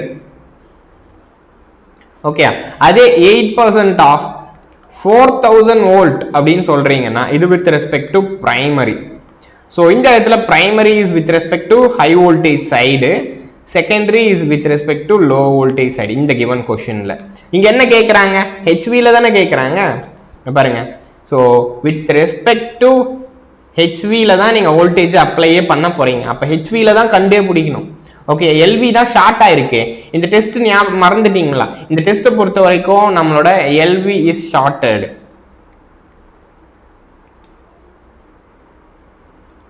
Low voltage winding is shorted, high voltage winding is given excited. Clear? So inga shorted, this is shorted. அடுத்ததா இந்த இடத்துல தான் நம்ம என்ன பண்றோம், எக்ஸைட் பண்றோம். ஓகே, ஸோ இந்த இடத்துல தான் we are giving the percentage Z. So இப்போ இந்த இடத்துல எனக்கு என்ன கிடைக்கும், ரேட்டட் கரண்ட் கிடைக்கும். ஓகே, இது ஹெச்வியா இருக்கலாம், எய்தர் எல்வியா கூட இருக்கலாம். ஆனால் நான் இங்கே ஹெச்வியில் தான் கண்டக்ட் பண்ணணும்னு சொல்லியிருக்காங்க, அதனால ஹெச்வி எடுத்துக்கிறேன். அப்போ ஹெச்வியை தான் நான் கால்குலேட் பண்ண போறேன். ஓகே, அப்போ ஹெச்வி இதை தான் எடுத்துக்கணும். ஸோ 8% ஆஃப் 400 கொடுத்துருந்தீங்கன்னா 8% 100 கரெக்டா 4000.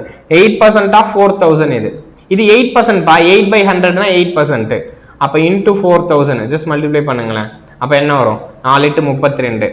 அப்போ 320 வோல்டேஜ் நீங்க கொடுத்தீங்கன்னா it gives rated short circuit current.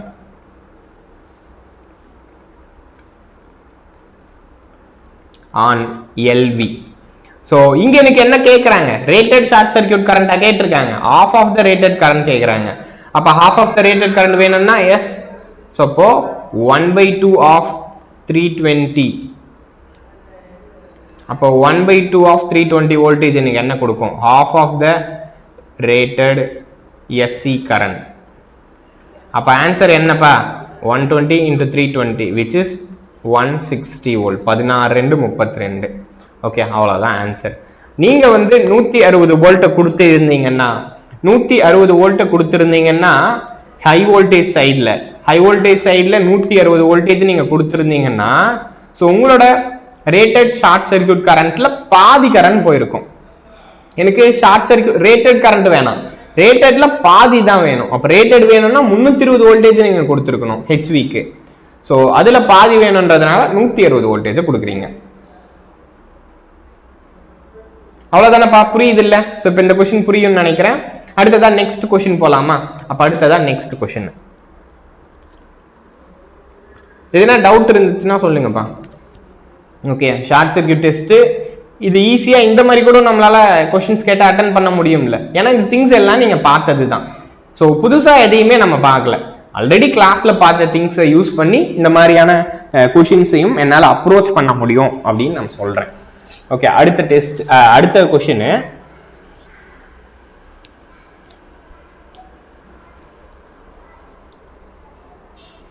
A SC test is given for a transformer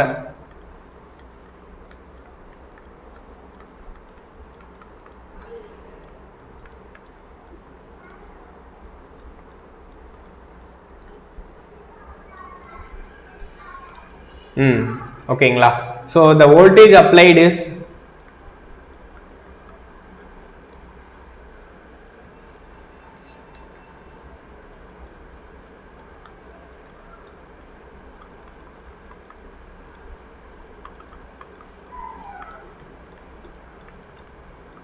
ஓகேங்களா. அடுத்ததா ஷார்ட் சர்க்யூட் கரண்ட் கொடுத்துருக்காங்க ISC. ஓகே, ISCனா நமக்கு தெரியும் short circuit current. So short circuit current வந்து 30 ஆம்பியரா. அடுத்ததா ஷார்ட் சர்க்யூட்டோட பவர் ஃபேக்டரும் கொடுக்குறாங்க. ஓகேயா, ஷார்ட் சர்க்யூட் பவர் ஃபேக்டர் வந்து 0.3 லாகிங். ஓகேயா, ஸோ புரியுதா? ஷார்ட் சர்க்யூட் டெஸ்ட் எடுத்திருக்காங்க. அந்த டெஸ்ட்டை எடுத்திருந்தப்போ வோல்டேஜ் என்ன அப்படின்னு சொல்லி பார்த்தீங்கன்னா 16 வோல்ட்டுப்பா. அடுத்ததா ஷார்ட் சர்க்யூட் கரண்ட் கொடுத்துருக்காங்க. the short circuit current is what 30 ஆம்பியர்ப்பா. அடுத்ததா ஷார்ட் சர்க்யூட் பவர் ஃபேக்டர். ஓகேங்களா. So short circuit power factor நமக்கு கொடுத்துருக்காங்கப்பா. அது வந்து 0.8 லாகிங். ஓகேங்களா. ஸோ அடுத்ததா 0.8 லாகிங். நெக்ஸ்ட் என்ன கேட்குறாங்க அப்படின்னா then find the resistance and reactance of this circuit. okay, so appo find first question இது find so R01 and X01. okay, so இந்த சர்க்யூட்ல R01 ஐயும் X01 ஐயும் கண்டுபிடிங்க. இது முதல் கொஸ்டின். ஓகே, so ரெண்டாவது இன்னொரு கொஸ்டின் என்ன அப்படின்னா சார் find அதாவது next if the frequency is increased to 75 Hz, then what is the ISC and cos of pi SC? இந்த ரெண்டுத்தையும் கேட்குறாங்க சார். இங்கே ரெண்டு கொஷின் நான் ஃப்ரேம் பண்ணியிருக்கேன். ஸோ ஒன்று ஷார்ட் சர்க்யூட் டெஸ்ட்டு ரேட்டிங்ஸ் கொடுத்துருக்காங்க. ஃபஸ்ட்டு ஈஸியான பேராமீட்டர்ஸ், என்னோட ரெசிஸ்டன்ஸ் என்ன, ஸோ டிரான்ஸ்ஃபார்மரோட ரியாக்டன்ஸ் என்ன அப்படின்னு கேட்பாங்க. ஒரு மாதிரி கொஷின்ஸ் கேட்கணும்னா இந்த மாதிரி கேட்டிருப்பாங்க. ஓகேங்களா. ஸோ ஒரு ஷார்ட் சர்க்யூட் டெஸ்ட் ரிசல்ட்டை கொடுத்துட்டு அந்த டிரான்ஸ்ஃபார்மரோட ஈக்குவலன் ரெசிஸ்டன்ஸ், ஈக்குவலன் ரியாக்டன்ஸ் இது. ஓகேயா, இந்த R01 X01ன்றது என்னப்பா? இது equivalent resistance and equivalent reactance. அப்ப ஈக்குவலன்ட் ரெசிஸ்டன்ஸ் ரியாக்டன்ஸை கண்டுபிடிச்சு சொல்லுங்க. அடுத்த கேஸ்ல நீங்க ஒருவேளை 75 ஹெர்ட்ஸ் ஃப்ரீக்வன்சியில் ஆப்ரேட் பண்ணிருந்தீங்கன்னா அப்போ அந்த கேஸ்ல என் ஷார்ட் சர்க்யூட் கரண்ட் என்னவா இருந்திருக்கும், பவர் ஃபேக்டர் என்னவா இருந்திருக்கும். ஸோ இந்த மாதிரியும் கேட்காமல. ஸோ இப்போ இதை வந்து சால்வ் பண்ணலாம். ஸோ ஃபர்ஸ்ட் கொஸ்டின் சால்வ் பண்றேன். Okay, answer for first question. So இந்த இடத்துல அவங்க என்ன கொடுத்துருக்காங்கப்பா? ஸோ வோல்டேஜ் கொடுத்துருக்காங்க, கரண்ட் கொடுத்துருக்காங்க. நமக்கு என்ன தெரியும், நம்ம கிளாஸ்லையுமே டெரைவ் பண்ணியிருப்போம்ல. So VSC is equivalent to என்ன எழுதியிருப்போம், ISC இன்ட்டு Z01 அப்படின்னு எழுதியிருப்போமா. So VSC is equivalent to ISC into Z01 impedance அப்படின்னு எழுதியிருப்போம். நம்ம நேற்று அன்னைக்கு கிளாஸ்ல உங்களுக்கு ஈக்குவலன்ட் சர்க்யூட்டை டெரைவ் பண்றப்ப இது நமக்கு கிடைச்சிருக்கும். So VSC is equivalent to ISC divided by Z01. இங்க என்ன கொடுத்துருக்காங்க, this is what VSC and this is what ISC. அப்போ இதை யூஸ் பண்ணி என்னால் என்ன கண்டுபிடிக்க முடியும், Z01 கண்டுபிடிக்க முடியும். அப்போ Z01 is equivalent to VSC by ISC. So VSCன்றது 16, ISCன்றது 30. ஓகே, ஸோ இப்போ 16/30ன்றது ஆல்மோஸ்ட் என்னப்பா வரும், 0.533 அப்படின்னு வரும். ஓகே, 0.533. இது கிளியர், இம்பிடன்ஸை கண்டுபிடிச்சிட்டீங்க. அடுத்ததா ஸோ இப்போ தான் நம்ம ரெசிஸ்டன்ஸையும் ரியாக்டன்ஸையும் கண்டுபிடிக்கணும். இம்பிடன்ஸை தான் கண்டுபிடிச்சிருக்கீங்க. எனக்கு ரெசிஸ்டன்ஸையும் ரியாக்டன்ஸையும் கண்டுபிடிக்கணும். நமக்கு பவர் ஃபேக்டர் தெரியும். அடுத்ததா ஒரு ஃபார்முலா நம்ம கிளாஸ்ல நிறைய டைம் பார்த்துருப்போம். காஸ் ஃபை எப்பவுமே எப்படி எழுதுவோம்? ஆர் டிவைட் பை ஜெட்னு எழுதுவோமா? அப்போ சேம் தான். ஸோ அப்போ இந்த இடத்துல காஸ் பை எஸ்சின்னு போடுங்க, அப்போ இந்த இடத்துல ஜெட் எஸ்சின்னு போடுங்க. அப்போ தேர்ஃபோர் உங்களுக்கு R01 கிடைச்சிரும். Okay, therefore this is R01 R R அப்படின்னு போட்டாலும் தப்பு இல்லை.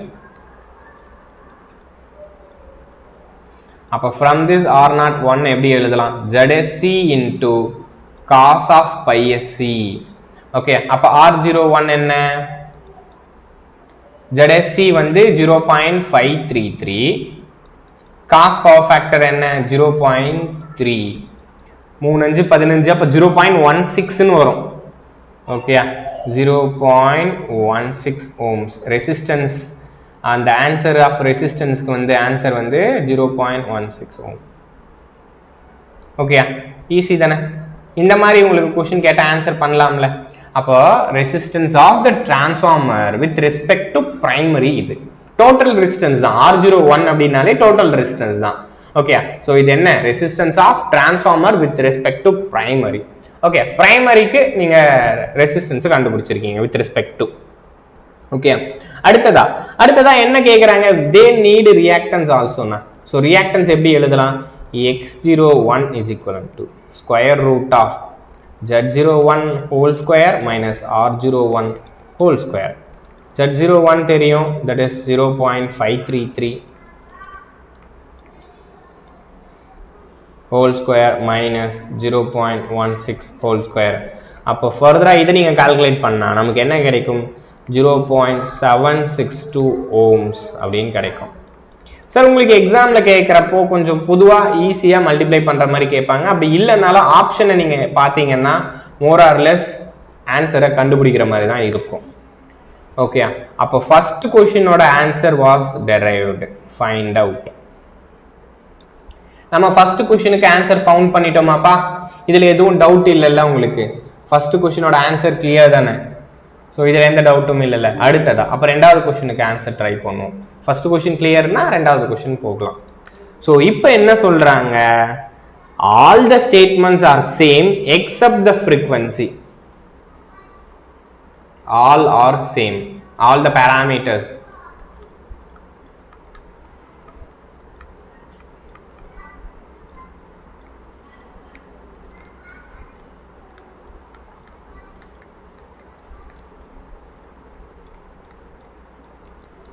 Okay, all are the same except the frequency. அப்போ நமக்கு என்ன தெரியும்? அந்த கேஸ்ல பார்த்த R01 தான் இந்த கேஸ்லயும் இருக்கும். R01 இஸ் 0.16 ohm தான். ஓகே, பிரைமரியோட ரெசிஸ்டன்ஸ் என்ன அப்படின்னு சொல்லி பார்த்தீங்கன்னா, sorry, total resistance with respect to primary. Okay, அப்போ டோட்டல் ரெசிஸ்டன்ஸ் ஸ்டில் 0.16 தான் இருக்கும். அடுத்ததான் ரியாக்டன்ஸ் என்ன கால்குலேட் பண்ணோம்? ரியாக்டன்ஸ் என்ன வந்துச்சு? 0. என்னப்பா வந்துச்சு? 0.508 இல்லை, சாரி இருங்கப்பா, இதில் நான் வந்து மாற்றி எழுதிட்டேன். ஆக்சுவலாக இது 0.53லேருந்து ஒரு வேல்யூ கழிச்சா எப்படி அதிகமாக வரும்? ஸோ தப்பாக எழுதிருக்கேன். ஓகே, இது 53லேருந்து ஒரு வேல்யூ கம்மி பண்ணுறோம்னா அப்போ என்ன வரும்? 0.508. ஓகே, இதுதான் ஆன்சர். அப்போ 0.508ஆ? ஸோ இப்போ 0.508ஆ? ஸோ கரெக்டா அப்படின்னு சொல்லி பார்த்தா கிடையாது. This is not correct. Resistance is correct, but reactance is wrong. எதுக்காக ரியாக்டன்ஸ் ராங்கு? XL எப்பவுமே எதை டிபெண்ட் பண்ணது? ஒமேகா எல்ல டிபெண்ட் பண்ணது. ஸோ டிரான்ஸ்ஃபார்மரோட இண்டக்டன்ஸை மாற்றிருக்காங்களா? No, never they did change. ஆனால் ஒமேகான்றது என்னது? 2πfL. அப்போ therefore when frequency varies, inductive reactance will get varies. அப்போ therefore அதே reactance எப்படி இருக்கும்? ஓகே, அப்போ அதே reactance இருக்காது. அப்போ reactanceோட வேல்யூ என்ன ஆயிருக்கும்னா சேஞ்ச் ஆயிருக்கும். ஓகேங்களா? அப்போ அதோட reactanceோட value is changed. So therefore we need to என்ன பண்ணணும்? நம்மளும் அதோட reactance-ஐ வேரி பண்ணணும். Okay, therefore we need to vary the reactance. அப்போ therefore என்ன பண்ணணும்? we need to erase this. Okay, அப்போ அதை அழிச்சிருங்க. அடுத்து என்ன பண்ணணும்? புதுசான ரியாக்டன்ஸை கண்டுபிடிங்க. ஸோ பட் ஆனால் என்ன தெரியும், reactance is directly proportional to the frequency, right? ஓகேயா, என்னோட ரியாக்டன்ஸ்ன்றது directly proportional to the frequency தானே.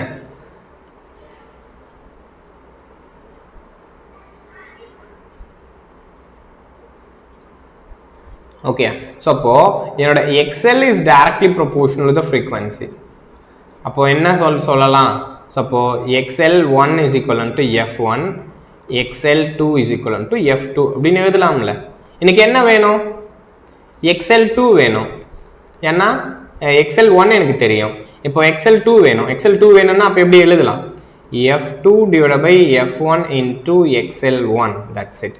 அப்போது F2 என்னது 75, ஓகே, F2ன்றது 75, F1ன்றது 50, அடுத்ததாக இது வந்து 0.503, ரைட்? போன கேஸில் நம்ம கண்டுபிடிச்சது 0.508, okay, 503 or 8, nothing, no change. So அடித்தா இது வந்து 3/2, அப்போ 1.5 மல்டிப்ளை பண்ணுறோம். ஸோ அப்போது XL2 என்னப்பா, XL2ன்றது என்ன, இந்த பொறுத்த வரைக்கும் R01 தான் R02மே. ஸோ இந்த இடத்துல நீங்கள் வந்து R0 நியூன்னு கூட எடுத்துக்கோங்க, R01 நியூ அப்படின்னு கூட எழுதிக்கிங்க, ஓகே, ஏன்னா இது புது கேஸ் இல்லை. ஸோ புது கேஸுன்றதுனால ஸோ இங்கே நான் 2ன்னு எழுதலைப்பா, நியூன்னு எழுதிக்கிறேன். XL ஓல்டுன்னு எழுதிக்கலாம், நியூ, ஓகே. ஸோ ஏன்னா 2ன்னு போட்டால் நீங்கள் மேபி அது செகண்டரின்றதை கன்ஃபியூஸ் பண்ணிக்கலாம், ஓகே. அப்போ நியூ, ஸோ நியூ ரியாக்டன்ஸ் என்ன கிடைக்கும் அப்படின்னா அதுதான் 0.762 ஓம்ஸ். இது என்னோட நியூ ரியாக்டன்ஸ், அது என்னோட சேம் ரெசிஸ்டன்ஸை பொறுத்த வரைக்கும் நோ சேஞ்ச். ரெசிஸ்டன்ஸில் நோ சேஞ்ச், ரியாக்டன்ஸ் மட்டும்தான் சேஞ்ச், ஓகே. அப்போ ஃப்ரம் திஸ் இதில் இருந்து நான் என்ன கண்டுபிடிக்கணும், Z01 நியூவை தான் நம்ம கண்டுபிடிக்கணும். ஸோ இப்போ அது என்னப்பா, தட் இஸ் R01ஓட நியூ ஹோல் ஸ்கொயர் X01ஓட நியூ ஹோல் ஸ்கொயர். அப்போ பண்ணுறப்போ என்ன கிடைக்கும், 0.16 whole square plus 0.762 the whole square. அப்போ Z01 நியூ வில் பி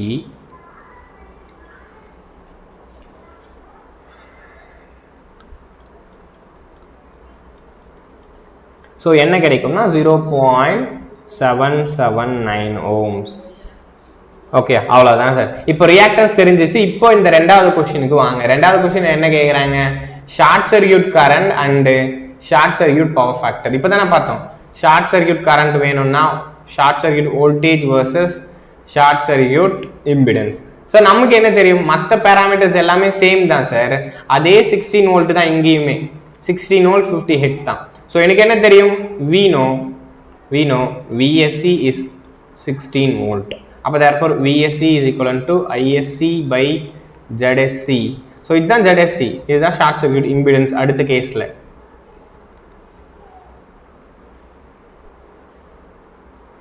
கிளியரா? அப்போ எனக்கு ISC வேணும் அப்படின்னா that is 16 divided by 0.779. அப்போ டிவைட் பண்ணால் என்ன வரும் அப்படின்னா which is 20.53 amperes. Okay, 20.53 ampere. இது என்னோட short circuit current for the new case. புரியுது இல்லை? இதுதான் என்னோட short circuit current for the new case. அடுத்ததா நெக்ஸ்ட் சார், நெக்ஸ்ட் என்ன கேட்டிருக்காங்க, அதுலேயே பவர் ஃபேக்டர் கேட்டிருக்காங்க. So cos of πSC new வேணும் எனக்கு. சேம் தான், R01 new divided by Z01 new, that's it. ஆறுன்றது சேம் தான், 0.16 தான், இது வந்து 0.779. அப்போ என்ன ஆகும் சார், 0.205 லேக். ஆக்சுவலாக ரியாக்டன்ஸ் அதிகமாகும், ரியாக்டன்ஸ் அதிகமாகிறதுனால என்னோட கரண்ட்டு குறையும். ஸோ கரண்ட்டு குறைஞ்சதுனால பவர் ஃபேக்டர் கூடும். இங்கே பாருங்கள், எல்லாமே கரெக்டாக இருக்கும். ரியாக்டன்ஸ் அதிகமாக இருக்குது, கரண்ட்டு குறைஞ்சிருக்கு, பவர் ஃபேக்டரு குறைஞ்சிருக்கு. ஓகே, அப் டு திஸ் கிளியராப்பா? அப் டு திஸ் நம்ம இந்த கொஷின்ஸ் எல்லாமே பார்த்துட்டோம். நெக்ஸ்ட் டாபிக் போகலாமா? So next rating of transformers. இப்போ டிரான்ஸ்ஃபார்மர்ஸோட ரேட்டிங்கை நம்ம எதுக்காக கேவிஏ ரேட்டிங்கில் கொடுக்குறோம் அப்படின்றத சொல்கிறேன். ஓகே, ஆல்மோஸ்ட் இது நம்ம டிஸ்கஷன் செஷனில் பார்த்தோம். பட் அதுலேயே இன்னும் கொஞ்சம் எலாபரேட்டடான திங்ஸ் நான் உங்களுக்கு இதில் சொல்ல போகிறேன். அப்போ பவர் ஃபேக்டர் ஆஃப் லோடு மாறுறப்போ கேவிஏ ரேட்டிங் என்ன சேஞ்ச் ஆகுது? ஸோ இந்த ரேட்டிங்கை நீங்கள் ப்ராப்பராக புரிஞ்சுக்கணும். ஓகேங்களா? நீங்கள் ஒரு 100 kVA டிரான்ஸ்ஃபார்மர் வச்சுருக்கீங்கன்னா அதுக்காக நம்ம வந்து என்ன பவர் ஃபேக்டர்லனாலும் நான் கனெக்ட் பண்ணி எவ்வளோ நாளாக எடுத்துக்க முடியும் அப்படின்னு நான் மீன் பண்ண முடியாது. இப்போது இது பார்க்குறப்போ உங்களுக்கே ஒரு கிளியர் கட்டான ஐடியா கிடைக்கும். ஓகே, அடுத்ததா topic is rating of transformer.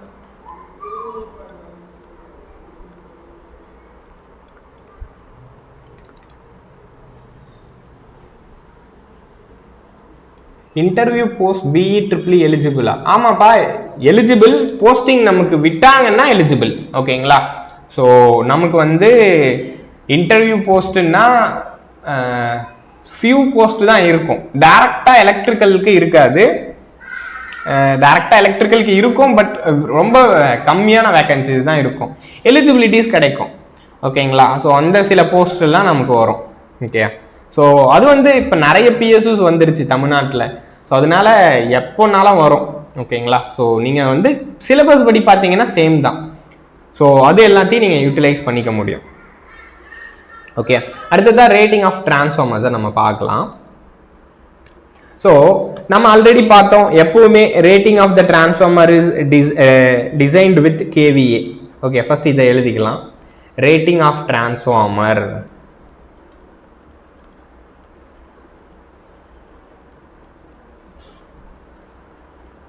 always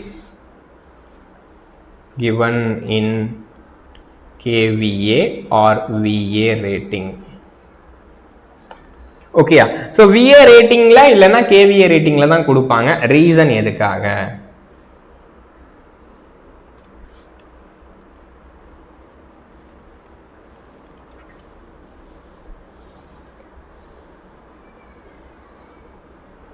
Always transformers are designed with respect to temperature rise.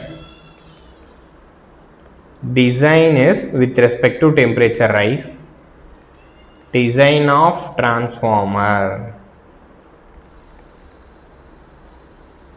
is with respect to temperature rise.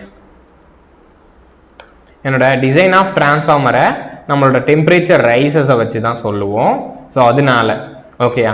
So இந்த டெம்பரேச்சர் ரைஸ்ன்றது எதனால வரும்னு நான் ஆல்ரெடி சொல்லியிருந்தேன். Due to the losses in machine. Okay, அடுத்த point, அடுத்ததான் கூலிங்க்குமே நம்ம ஒரு பேராமீட்டராக சொல்லலாம். So inferior cooling.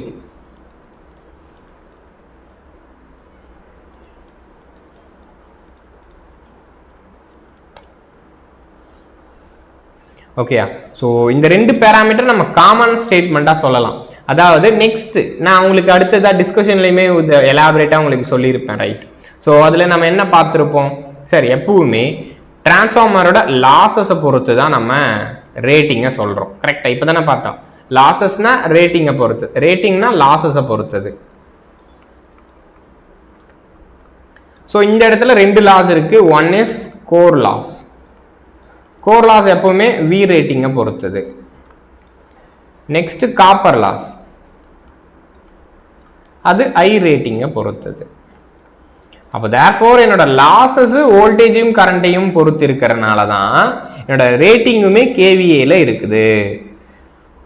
ஓகேங்களா? என்னோட லாசஸும் வோல்டேஜும் கரண்ட்டையும் பொறுத்து இருக்கிறனால தான் என்னோட ரேட்டிங்குமே கேவிஏல இருக்குது. லாசஸ் வந்து வோல்டேஜ் கரண்ட்டில் டிபெண்ட் இல்லாமல் இருந்துச்சுன்னா ரேட்டிங்கும் இல்லாமல் இருக்கும்.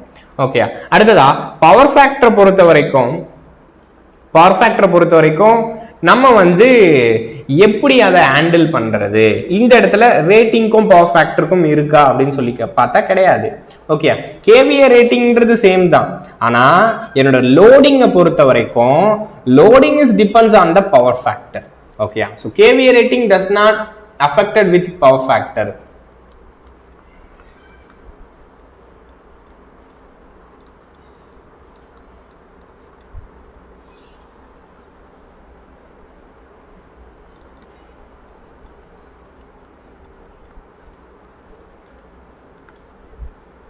But loading of the transformer is changed with respect to power factor.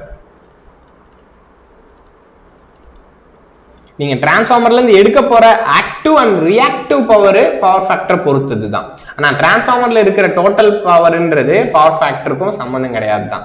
ஆனால் அதோட லோடிங்ன்றது பொறுத்தது. பட் லோடிங்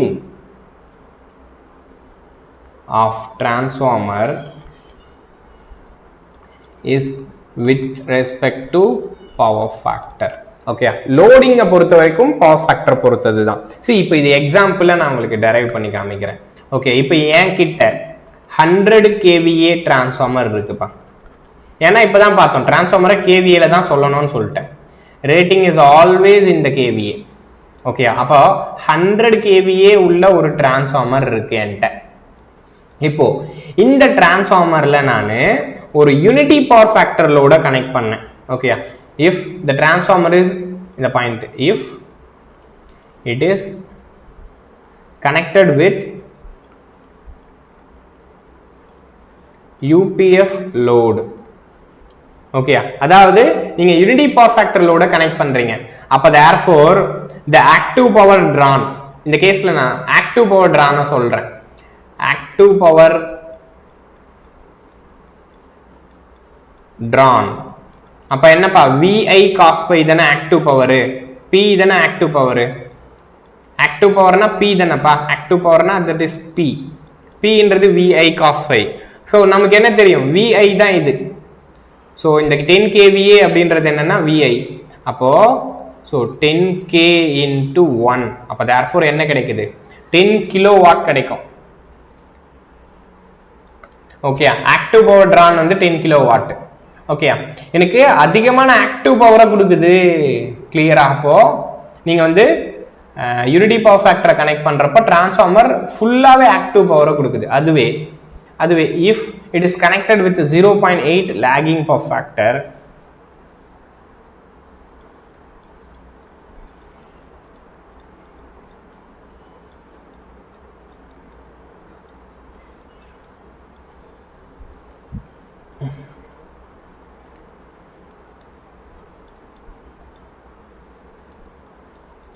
அப்ப ஆக்டிவ் பவர் ட்ரான் எவ்வளோ,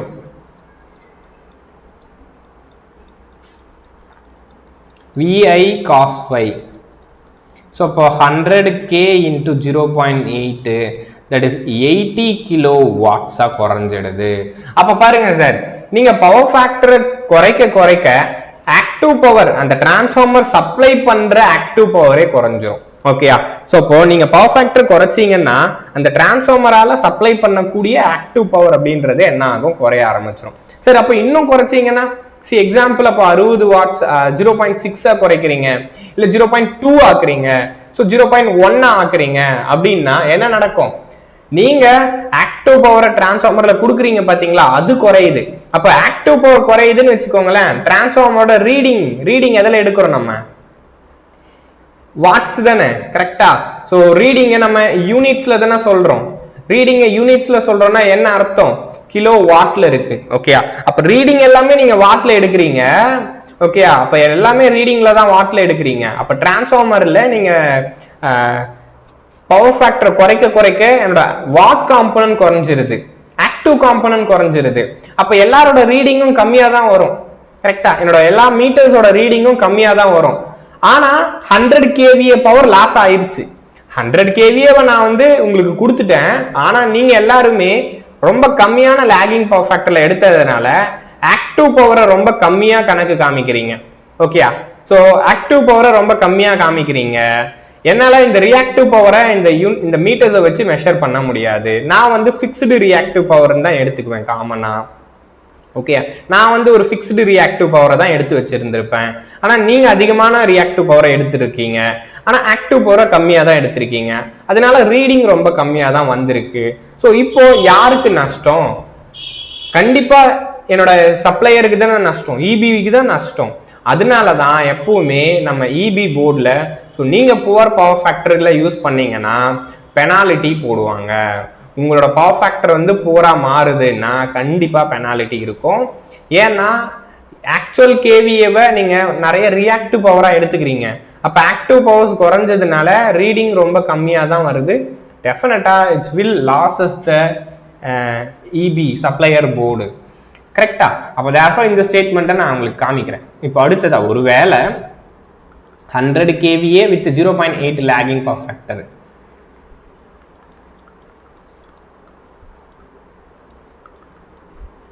(0.6 lagging power factor), active power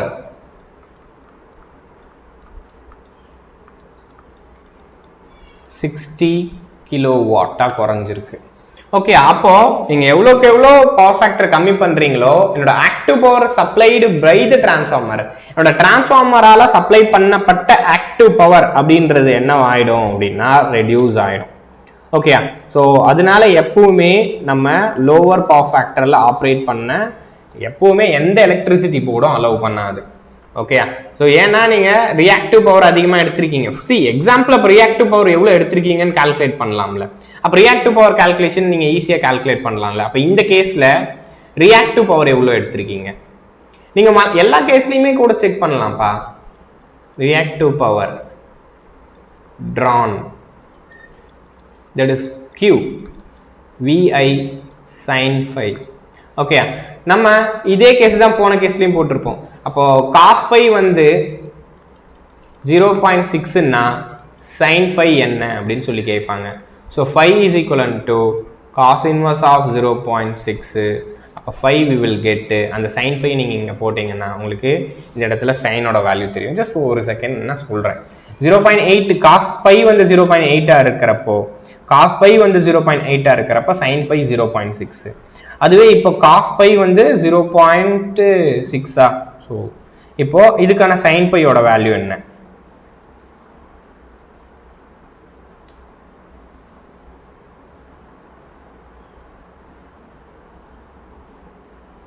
phi வந்து 53 டிகிரி, 53.13 டிகிரி. ஸோ இப்போ அப்படியே அதுக்கு நீங்கள் காசு எடுங்க, சைன் எடுங்க. சைன் எடுத்தீங்கன்னா சைன் வந்து 0.8 மாறுது, sin phi வந்து 0.8. ரெண்டுமே அப்படியே உல்ட்டா. இவன் 0.8 வந்தானா இவன் 0.6 வந்தான், இவன் 0.6 வந்தானா இவன் 0.8க்கு போயிட்டான். அப்போது தேர்ஃபோர் இங்கே பாருங்க. ஸோ இதுக்கு என்ன வரும்? அப்போது 100 kVA ரேட்டிங் இஸ் 100 இன்ட்டு 0.8. அப்போ என்னப்பா ஆகுது? 80 kVAr. ரியாக்டிவ் பவரோட அப்சார்ப்ஷன்ஸ் அதிகமாக இருக்குது. போன கேஸில் பார்த்தீங்கன்னா ஸோ இவன் 0.8 இருக்கிறப்ப இவன் 0.6 தானே. அப்போ இங்கே ரியாக்டிவ் பவர் எவ்வளோ இருந்திருக்கும்? 60 kVAr இருந்திருக்கும். கரெக்டா? அப்போ இது எனக்கு 60 kVAr இருக்கு. புரியுதா? ஸோ இப்போ பாருங்க, ரியாக்டிவ் பவர் அதிகமாக எடுக்கிறீங்க, அப்போ ஆக்டிவ் பவர் குறையுது, அப்போ ரீடிங்ஸ் வந்து கம்மியாக காட்டுது, அப்போ இபி சப்ளையருக்கு நஷ்டம். ஓகே, அதனால தான் பவர் ஃபேக்டர் பூரா நம்ம யாரையும் அலோவ் பண்ணுறது இல்லை, சப்ளையர் போர்டு. ஓகே, அடுத்ததா நெக்ஸ்ட் இப்போ நம்ம இதோட என்னோட டெஸ்ட் லாஸ் ரேட்டிங் எல்லாமே நமக்கு முடிஞ்சிச்சு. நெக்ஸ்ட் என்னோட பர்ஃபார்மன்ஸ் இண்டிகேட்டர்ஸ் தான். இந்த பர்ஃபார்மன்ஸை இண்டிகேட் பண்ணுறதுக்கு நம்ம 2 ஐடியாலஜியை பார்ப்போம். ஸோ ஒன்று ஆக்டிவ் பவரை வச்சு பர்ஃபார்மன்ஸை எஸ்டிமேட் பண்ணுவோம். ஸோ அடுத்ததான் என்னோட ரியாக்டிவ் பவரை வச்சு என்னோட பர்ஃபார்மன்ஸை எஸ்டிமேட் பண்ணுவோம். ஆக்டிவ் பவரை வச்சு பர்ஃபார்மன்ஸை சொல்கிறதுக்கு பேர் தான் எஃபிஷியன்சி. ரியாக்டிவ் பவரோட பர்ஃபார்மன்ஸை நம்ம பார்க்கறது தான் வோல்டேஜ் ரெகுலேஷன். ஓகேயா? ஸோ எப்பவுமே எஃபிஷியன்சின்றது ஆக்டிவ் பவருக்கு தான் சொல்லுவோம், ரியாக்டிவ் பவருக்கு நம்ம ரெகுலேஷனில் தான் பார்ப்போம். ஸோ ரியாக்டிவ் பவரோட கன்சப்ஷன்ஸ் அண்ட் சப்ளை வந்து கம்மியாக இருக்குன்னா வோல்டேஜ் ரெகுலேஷன் தான் அதை எனக்கு ரெப்ரசன்ட் பண்ணும். ஆக்டிவ் பவரில் எனக்கு என்னோட எஃபிஷியன்சி ரெப்ரசன்ட் பண்ணும். ஓகே, அடுத்ததாக அதை தான் நம்ம இப்போ பார்க்க போகிறோம். ஸோ அடுத்த topic is performance indicators of transformers. டிரான்ஸ்ஃபார்மர்ஸில் பர்ஃபார்மன்ஸை எப்படி இண்டிகேட் பண்ணுறோம்?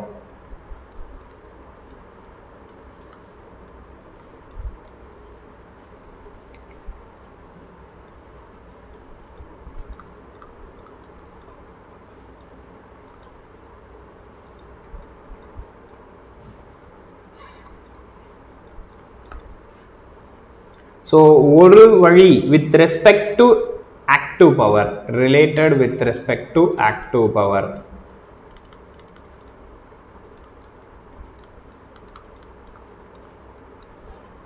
ஸோ அடுத்ததா related with respect to reactive power.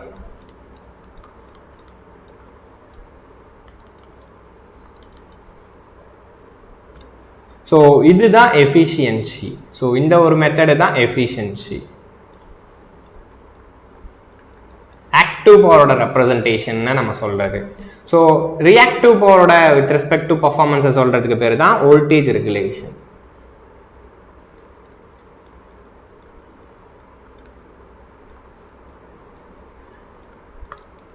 Okay, so இதில் நம்ம ஃபர்ஸ்ட் மெத்தடான ஆக்டிவ் பவரோட ரெப்ரசன்டேஷன்ஸை பார்க்கலாம்.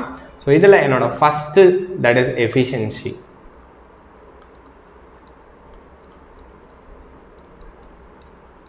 சார் பொதுவாக நமக்கு தெரியும் எஃபிஷியன்சின்னா which is output by input தான். ஸோ காமன் தான் இது எல்லா இடத்துலையும். ஓகே, ஜஸ்ட் அது எழுதலாம். எஃபிஷியன்சியோட சிம்பிள் இது output power divide by input power.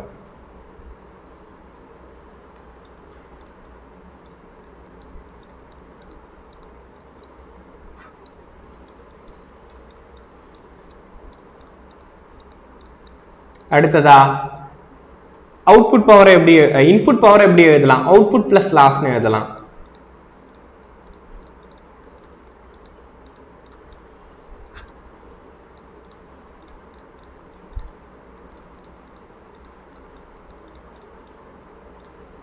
Okay, because ஒரே டெர்மினல் ஒரே ரெப்ரசன்டேஷனாக இருந்தால் என்னால் ஈஸியாக ரெப்ரசன்ட் பண்ண முடியும். மேலேயும் கீழேயும் ஒரே இதுவாக இருக்கிறப்போ, அவுட்புட்டாக இருக்கிறப்போ. ஸோ கிளியரா? அடுத்ததா ஸோ இது நம்ம எப்படி எழுதலாம்? ஸோ அவுட்புட் பவர் என்னப்பா? டிரான்ஸ்ஃபார்மரோட அவுட்புட் பவர் என்ன? ஸோ தட் இஸ் E2, செகண்டரியோட இஎம்எஃப், செகண்டரியோட கரண்ட்டு, செகண்டரியோட பவர் ஃபேக்டர். That's it. அடுத்ததா இந்த லாஸஸ் என்ன லாஸஸ் இருக்கு? ஹிஸ்டரிசிஸ் லாஸ், அதாவது ஐரன் லாஸ் இருக்கு, காப்பர் லாஸ் இருக்கு, அவ்வளவுதான். ஓகேயா? அப்போ இது இப்படி எழுதலாமா? அப்போ இப்படி நான் ரெப்ரசென்ட் பண்றேன். E2 செகண்டரி தானே output. E2 I2 cos by 2 divided by E2 I2 cos by 2 plus iron loss, copper loss. அப்போ therefore efficiency find out பண்றதுக்கான formula efficiency at full load is equivalent to so E2 I2 cos by 2 divided by E2 I2 cos by 2 plus I2 square R02 plus WI. இது வந்து copper loss, அது வந்து iron loss. கரெக்டா? அது என்னோட copper loss, அடுத்ததா நம்மளோட iron loss. ஆக்சுவலாக இதுதான் என்னோட ஃபார்முலா. ஸோ ஃபுல் லோட் எஃபிஷியன்சியான ஃபார்முலா. நெக்ஸ்ட் நம்ம எப்பவுமே ஒரு விஷயம் பார்ப்போம்ல. ஸோ லாசஸ்ல இருந்தே பார்த்துட்டு இருக்கோம். காப்பர் லாஸையுமே X% ஆஃப் காப்பர் லாஸ் நான் கண்டுபிடிச்சேன்னா, அதாவது 3/4 ஆஃப் ஃபுல் லோடு இருக்கு, இல்லை இந்த டிஸ்கஷன் செஷன்ல கூட நம்ம பார்த்துருப்போம் 7/8 ஆஃப் ஃபுல் லோடு இருக்கு. அப்போ 7/8 ஆஃப் ஃபுல் லோட்ல என்னோட காப்பர் லாஸ் என்ன, 6/8 ஆஃப் ஃபுல் லோட்ல என்னோட காப்பர் லாஸ் என்ன, 9/8 ஆஃப் ஃபுல் லோட்ல என்னோட காப்பர் லாஸ் என்ன, அந்த மாதிரி திங்ஸை நம்ம கண்டுபிடிச்சிருப்போமா? அப்போ அதே மாதிரி எஃபிஷியன்சிக்கும் நம்ம டெரைவ் பண்ணோம்ல, அடுத்ததா அதை தான் நான் உங்களுக்கு டெரைவ் பண்ண போறேன். ஓகே, அடுத்ததா ஸோ சேம் டெரைவ் பண்ணலாம் போதில் திங்ஸ் அப்படியே நான் ஆட் பண்ணுறேன். ஓகேயா? ஸோ அப்போ efficiency at full load X% of efficiency at X% of full load. Okay, புரியுதா? So X% of full load, அது எஃபிஷியன்சியை நம்ம வித் ரெஸ்பெக்ட் டு எக்ஸ் லோடுக்கு சொல்லலாம். ஹாஃப் ஆஃப் த லோடு இல்லை 1/4 ஆஃப் லோடு அப்படின்னு சொல்கிறோம்ல, அதுதான் X% of full load. So இதுக்கு X இன்டூ ஜஸ்ட் மல்டிப்ளை பண்ண போகிறேன். அப்போ E2 I2 cos by 2. Okay, இது பவர்ப்பா, KVA rating into X. Half of the லோடுனா 1/2 போட்டுக்கேன், அவ்வளோதான். 3/4னா அப்போ 3/4 போட்டுக்குவேன். ஸோ இப்போ X into E2 I2 cos by 2. அடுத்ததான் நமக்கு என்ன தெரியும்? காப்பர் லாஸ் X² டைம்ஸாக குறையும். நீங்கள் லோடை X% குறைச்சிங்கன்னா காப்பர் லாஸ் X² டைம்ஸாக குறையும். அதனால தான் இங்கே X² போடுறேன். நான் இதை முன்னையே பார்த்தேன். காப்பர் லாஸை பொறுத்த வரைக்கும் லோடு X% குறைஞ்சிச்சுன்னா லாசஸ் X%ஆக குறையும். ஏன்னா இங்கே எழுதுறது லாசஸ், என்னோட லாசஸ் தான் நம்ம எழுதுறோம். ஸோ கிளியரா? திஸ் ஆர் த லாசஸ்ல. ஸோ அப்போ அதனால தான் இங்கே நான் வந்து X² போடுறேன். அடுத்ததான் ரிமைனிங் திங்ஸ் சேம் தான். I2 square R01. ஸோ நான் வந்து R01ன்னு போடலவா, சிம்பிளாக R2ன்னு கூட போட்டுக்கிறேன். ஓகே, அடுத்ததா that is WI, iron loss. Okay, that is iron loss. X equivalent to 1 அப்படின்னா, X is equivalent to 1 அப்படின்னா for full load.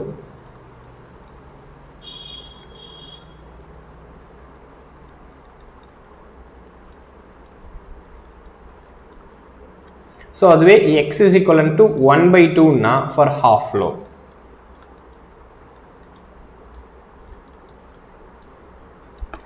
up to this clear அப்பா. ஸோ up to this நான் உங்களுக்கு எஃபிஷியன்சியை மட்டும் சொல்லிட்டேன். அடுத்ததா இன்னும் நமக்கு மேக்ஸிமம் எஃபிஷியன்சி இருக்கு.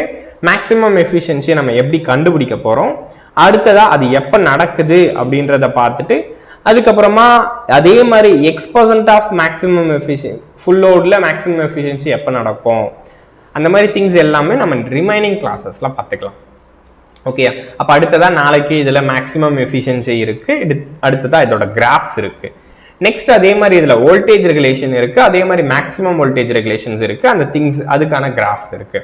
ஆல்மோஸ்ட் நாளைக்கு நம்ம இந்த ரெகுலேஷனு, இந்த efficiency and overall all day efficiency, power transformer, distribution transformer வரைக்கும் நம்ம முடிச்சிருவோம். ஓகேங்களா,